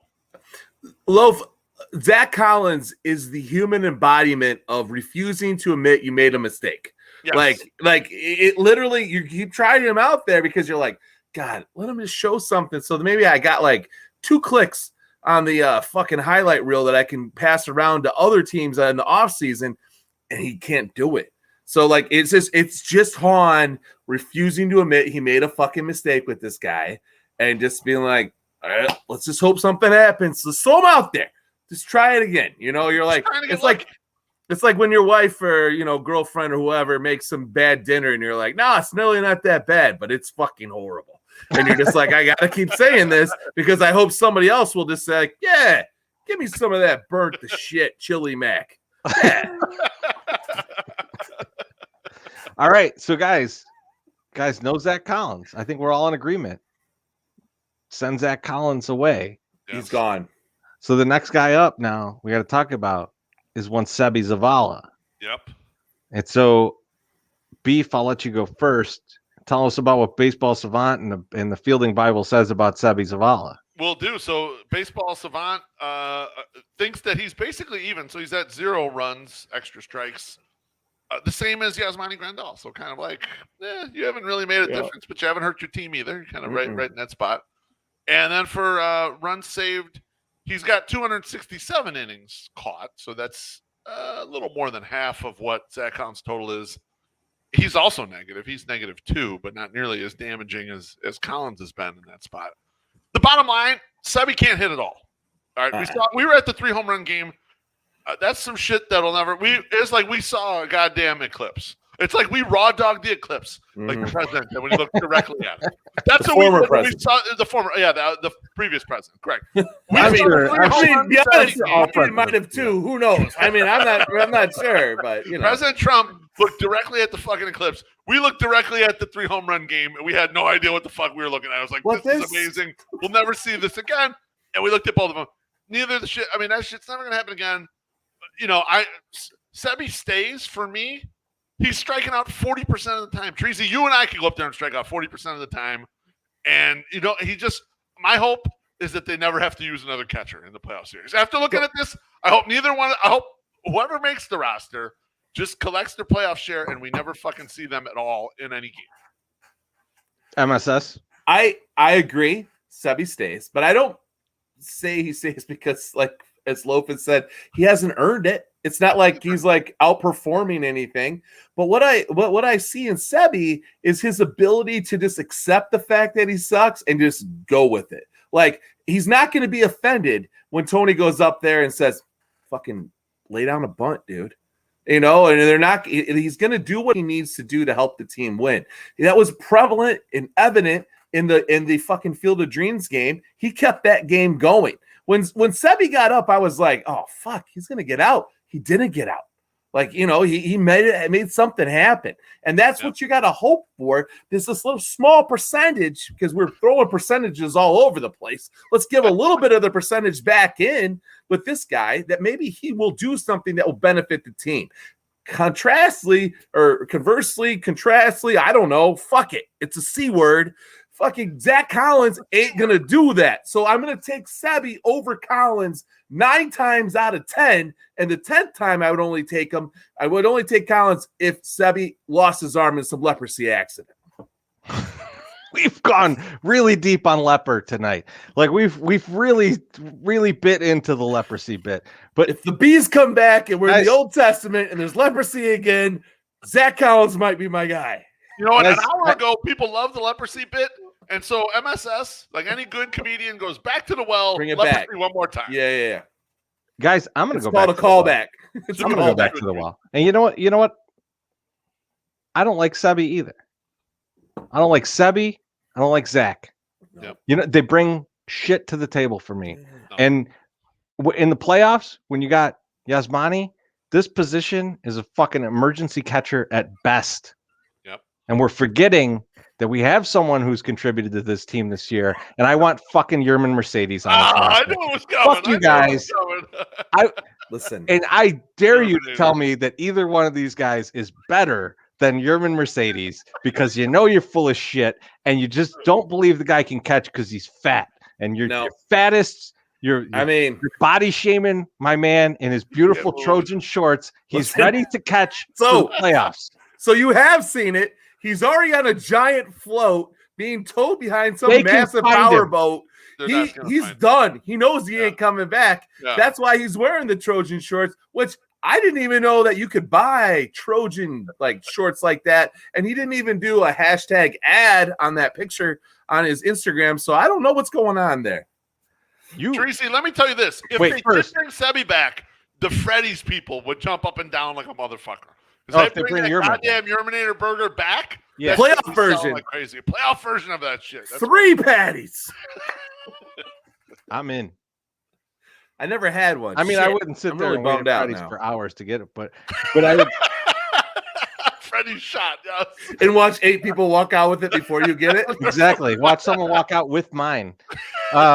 Maybe Punkies can make one too. But honestly, if put it in a Panzerotti, I'll eat it. Throw them pickles in there. It's good. If we're just scraping the bottom of the fucking barrel for a guy, at least get a guy that we know has a chance at the plate. And because as much as we want to talk about Sebi being able to hit better than Zach, neither one of these guys can hit at all. And I can't believe that the catching is so have good. A chance at the plate? Does Yerman really have a chance? No. Yes. I don't think he does. I agree with that. I don't think he does. Treasy, we have one of the cheapest teams. And we suck. We trotted out Zach Collins just to save money on his fucking his other option. Not asking for big money. But what I'm saying is if there was a glimmer of hope that there was something inside of that man, we would have kept him around. We don't waste here on the South Side. We don't. We kept him around for a long time. But there's a number 1 draft pick that we keep pushing in front of him. No, I just don't. I don't agree. I think if he had some little bit of substance to offer, let's put that. It would take it. I like this idea. Let's put this poll after the show. Who's most likely to get a playoff hit if they were deployed in the playoffs? Yerman, Zach Collins, or Sebi? Oh man, but that's not fair. Put GFY, because GFY 80%, but we'll see who wins out of the other ones. But I don't think that's that's not fair, because it's not just, you're not just putting him on a playoff roster spot to hit. You're putting him on a playoff roster to play defense. I'm not. Well, you're not, but what I'm saying is because I'm assuming, and I think no, I don't think so. I think most of us are assuming that Grandal catches almost all of these innings. But what if he doesn't? Tracy, put up the comment from Brendan McMahon right now on the board, if you could see that. It's kind of, you might have to scroll up a little tiny bit. He says the 108 spent the last 20 minutes on my nightmares of a postseason. That's why we brought this up, because we're like, we know we're going to throw bouquets earlier in the show. It's like, all right, let's talk about the bullshit that's at the end of this roster and see what everyone thinks of this. Guys, you should feel so fucking happy that the last pitcher on the roster and the backup catcher are the only things we're concerned about. Only concerns. Yeah, exactly. You should be elated by that. Like, really this is good. Really but we get to talk about our beautiful baby boy, Yerman Mercedes, and you should enjoy that too. For sure.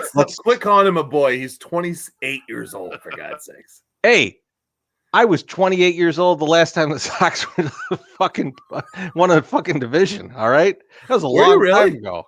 Yes, I was. So that was what was that? 13 years ago. Yeah, 13 years. Yeah, so 13. I'm 41. I was 31. I was 31. Yeah. Beef. Tell us about YouTube, man. Fucking right, we baby. need a graphic. We do need a graphic. I'm sorry. I'm sorry. No problem. Subscribe to our YouTube channel. If you're watching us on the live stream right now and haven't subscribed, make sure you tickle the undercarriage of that subscribe button and get on board. If you're listening to the podcast feed and have never watched the eroticism of the YouTube version of this show, just come to youtube.com/FromThe108 and hit the subscribe button. The current goal is 1,000 subscribers. I don't know if you guys know, we're like in the 980 something range. We are extremely fucking close right now to 1,000 subscribers. So get in there, subscribe. If you're watching right now, if you're in the comments, you're yucking it up, hit that subscribe button. We need you, baby. Let's go. Beef Supreme. Man. Beef Supreme. That's Nachos Beef Supreme. I love Beef Supreme. I love that movie. Great that movie. Idiocracy, so great movie. Oh man, Upgrade, bringing his double dose of pimping, baby. All right. SPF has finished 66 ounces of Goose IPA tonight. Good job, sir. We salute you with our Goose Island drinks. Cheers. Cheers. Well, let me finish this one off, whatever this is. That tastes like a non-sponsor beer. Delicious. Ooh. All right, so what do you think of this pour, MSS? That good? Oh God. This for Beer Garden Jim, even though he's probably not here. Sean, welcome to our world. Your wife is pissed. That's a quality pour if you've ever seen one before. All right. That's not a quality pour, you jackass. All right, so we're gonna bring back a segment that Beef Loaf brought to us, and I'm pouring a beer while I'm talking, but I'll see if I can do it. It's the I Stand For segment. So this is something that you are a fan of, or a super fan of, really, like Stan was of Eminem. This is the White Sox playoff edition. So this is White Sox themed. I didn't realize that before we started this. So I had a very wonderful horror movie thing that I was going to give you guys, but instead, I'm going to give you something different, and I'll go first because hold on. In a rare move, Teresi has pulled the MSS card and was like totally confused by two things in this fucking podcast agenda this week. And beautiful. This MSS, this was completely my fault. I just completely misread the agenda. I get where you're coming from now. I'm still gonna bust your balls about it whenever you do it. I respect that. I respect the hell out of that. Go ahead. So here's what I stand for, White Sox style, and that is White Sox porta potties. So you rarely see this, but on games when it's going to be packed, and we'll see if they do this for the playoffs. Outside of the 108 on that landing, like right outside on the ramp, they would line it with porta potties. 100%. Now, these are not the Riot Fest porta potties that come pre-filled with shit. These are nice porta potties. And it's actually the good ones. Great because nice. You know what else porta potties force, MSS? The correct type of lines. Yes, 100%. Everyone picks their horse. Everyone picks their horse. Yep. You just need a door. It is. Forced. It is perfection for bathrooms. And what's great is if you've snuck down onto the lower level, you got someone, hooked you up, got down there. You're hesitant to go back out and back in through that gate. Right. So there's less people that are going out to that. And since it's right at the top of the 108, it is perfect. It is. And so I stand for those porta potties. Porta potties, generally disgusting. When I went to Riot Fest this past week, I was very thankful for the amount of porta potties they had. But I was there at Friday at like 2 p.m. Yeah. Now Thursday they had like the night thing, and there was like some people there and stuff. Friday at 2 p.m. you'd go into a porta potty, they're already shit up to the brim. Like they brought horses in to shit in these things as soon as they laid them down. Like they put down a brand new porta potty and that's to get all the horses in there and shit in there to get them properly filled. So we're like almost up to the level, so people know that these are usable. Like it's like the weirdest marketing of porta potties I've ever seen. Just so much shit. But this anger right here, MSS. This anger comes from Treasy had the one guy who was involved with Riot Fest. We did an interview with him, and he's like, "Motherfucker never gave us free tickets." So now he's gonna body the hell out of Riot Fest anytime he can. No. I love Riot Fest. I love Riot Fest, and I enjoyed the hell out of myself. I was just amazed at like how much pudding people must have been eating or something, because like. There's like, I don't know if there was if there was like a soft serve ice cream truck that I didn't see. You didn't see the Metamucil stand that was right there must have been, like, I didn't know that Goose Island was selling an all brand beer. Like, but the White Sox porta potties, fantabulous. Awesome. Just an awesome addition. I hope they bring them back for the playoffs. And please don't shit in them. I just plan to. I just want to take a piss. That's all. Piss only, please. My Sock Summer. What do you stand for? So I thought about this, and like I was telling Loaf pre-game here, pre-podcast. I try to think of things that are somewhat controversial. I'm finishing the night with a sock sale, by the way. Best way to celebrate this. Thank you, Goose Island, for making such a delicious beer. If you like golden ales, this is a great golden ale. You'll like this beer. I was thinking of stuff that was controversial, and then I was like, you know what? Maybe I don't need to be controversial. So what I want to do for this segment, what I'm standing for the 2021 White Sox playoff, whatever situation here, is new traditions. I don't want people to bring back out shit that we've done before. I know there's already been chatter about a blackout game. Blackhawk game and a blackout game. That didn't work out very well in 2008. I'm just going to say that, right? So why are we going into the playoffs with a blackout game, and then we're going to get like what? What do we win? One game in 2008 in the playoffs? I mean, come on, please. I don't need that shit. So let's do something different. Now, am I opposed to hearing, Thunderstruck before the game? No, I'm not. Okay? But I don't need to see the Pirates of the Caribbean fucking theme video up on the fucking screen like they did in 2005, okay? I'm better than that. I understand this. I understand why people liked it and they miss it, but let's get over it. Let's get to the next thing. Let's try something new. We have these fantabulous fake crazy lights that give people seizures. Oh, yeah. Let's use those. Can't wait to go out to those. Yeah. Tell me how much fun it is to watch that Australian-ass motherfucking Hendrix walk out and the lights are going fucking crazy and we're listening to some Godfather of the mashup, okay? It's beautiful. It's beautiful. We couldn't even envision shit like this in 2005. So let's just face forward into the future.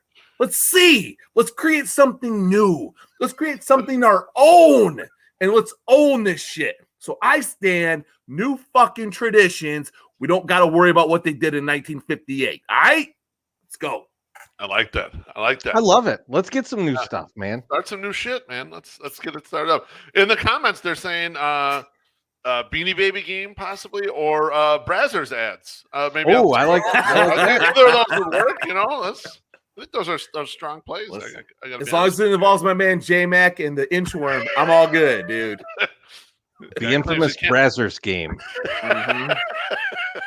Man, you remember when that guy three-wayed that chick? Yes, I do. The Brazzers game. Remember? Sox won that game. Sox won. Dylan pitched his heart out his ass. A different style of climbing the foul pole during the disco demolition. Beef, what do you stand for? All right, this is something that I've been talking about a lot. I know I'm a little bit punk rock for this show. I know I'm a little bit of a trendsetter. I've been talking about this shit. No one's been talking about it otherwise, except for me and my man Alex Root, actually. But one other guy is on the bandwagon here. The thing that I stand for, and I've been talking about this fella, and everyone's terrified of him, and they want him to DH only. And you got to read that. You can't have us read that shit. But I like the porta potty door. In reference to the Brazzers game, Timothy Meyer just went, stepmother, what are you doing in my baseball stadium? Damn it, Timothy, you blew my wad right there. Well, that was the point. Allegedly. Johnny. What I stand for is Eloy Jimenez's outfield defense. Everyone was terrified putting Eloy in left field. He's the DH only. You got everyone screaming and stuff. Like, no, Eloy's a good athlete. He's fast. Yes, he made mistakes in the past. Yes, he got caught in the spider webs that one time. Yes, he ripped his goddamn titty off going for a fly ball. We're going to forget all that because I think he could be a good defender. So I've been saying it for a long time. Then he came back, made a couple nice catches. For me, the eye test, Eloy's better than Andrew Vaughn in left field as a defender. A lot of other people, I think, their eye test would go the other way. The fielding Bible has come out. Eloy Jimenez, out of the White Sox left fielders, has the most total runs saved in left field. Yes. He has 4 in 221 innings. It's positive, though. It's positive save. It's positive. Andrew Vaughn played 720 innings in left field. He has -3 runs saved. So, okay, Eloy is a lot better than Andrew Vaughn on defense, according to the metrics there. I also went to outs above average because I was like, okay, this is only one way to judge fielding. Maybe they're wrong. Maybe my eyes are deceiving me and everyone else's eyes are right. You know what? No, they're fucking not. Outs above average, Eloy Jimenez, we already read the amount of innings, has 1 out above average. Andrew Vaughn, and this is baseball savant, -3. Guess what? If your eye test was telling you that Andrew Vaughn was a better left fielder than Eloy, throw your fucking eyes out. Get rid of your fucking eyes. I want you to go Minority Report and get brand new eyes so they can't scan you, okay? And then also you'll be able to see the game correctly that Eloy is a better left fielder than Andrew Vaughn. I try to tell everyone he can really run. When Andrew Vaughn would make a good play, I'm like, yeah, that's a good play for Andrew Vaughn. He can't move, okay? He's bad. It's not his fault. He's a first baseman, right? Andrew Vaughn shouldn't get shit for this. You should get shit for this as a fan. Andrew Vaughn did the best he could out there, right? I give Andrew Vaughn all the credit in the world. This is why everyone thinks I body Andrew Vaughn. I don't body Andrew Vaughn. Andrew Vaughn did a good job this year, all right? He just is not as good as you think he is. That's it's not Vaughn's fault. It's your fault. It's your fault. It's your fault. Vaughn's been fine. Vaughn's played good, man. Now, Vaughn's been a good player this year for the Sox. Here's what I'm going to ask you. You're a numbers guy. Allegedly, yeah. If somebody has 221 times to fuck up, and then the other guy has 700 and whatever times to fuck up, yeah. I mean, maybe like the numbers are a little bit skewed, or no? That's 7 fuck ups, and one guy's way positive, and one guy's way negative. Well, I know, but he's had less chances to fuck up. But he's had less chances to do well. He's had less. Exactly. That's true. Right. That is true. Yeah. Okay, they're both good enough sample sizes to you think so to discern something I think it's fine. I mean, bottom line is left fielder. All I want you to do is hit. I don't give a fuck that much. Right. I mean, your defense shouldn't cost us. When we're going out in these Twitter streets and saying Andrew Vaughn is really a better left fielder than Eloy, he's not. Oh, I don't think that's the case. I know you're not. I'm saying a lot of people. But that is the general consensus that I know. Well, Eloy got his ass dragged off, and I was like, this is not true. That's mostly because people are racist on the Facebook. So that's no big deal. Don't worry about it. I'm not sure about that. I'm drunk enough to say it. It's okay. It's the truth. So, fellas, we finished this under 3 hours. We're even under 2.5 hours.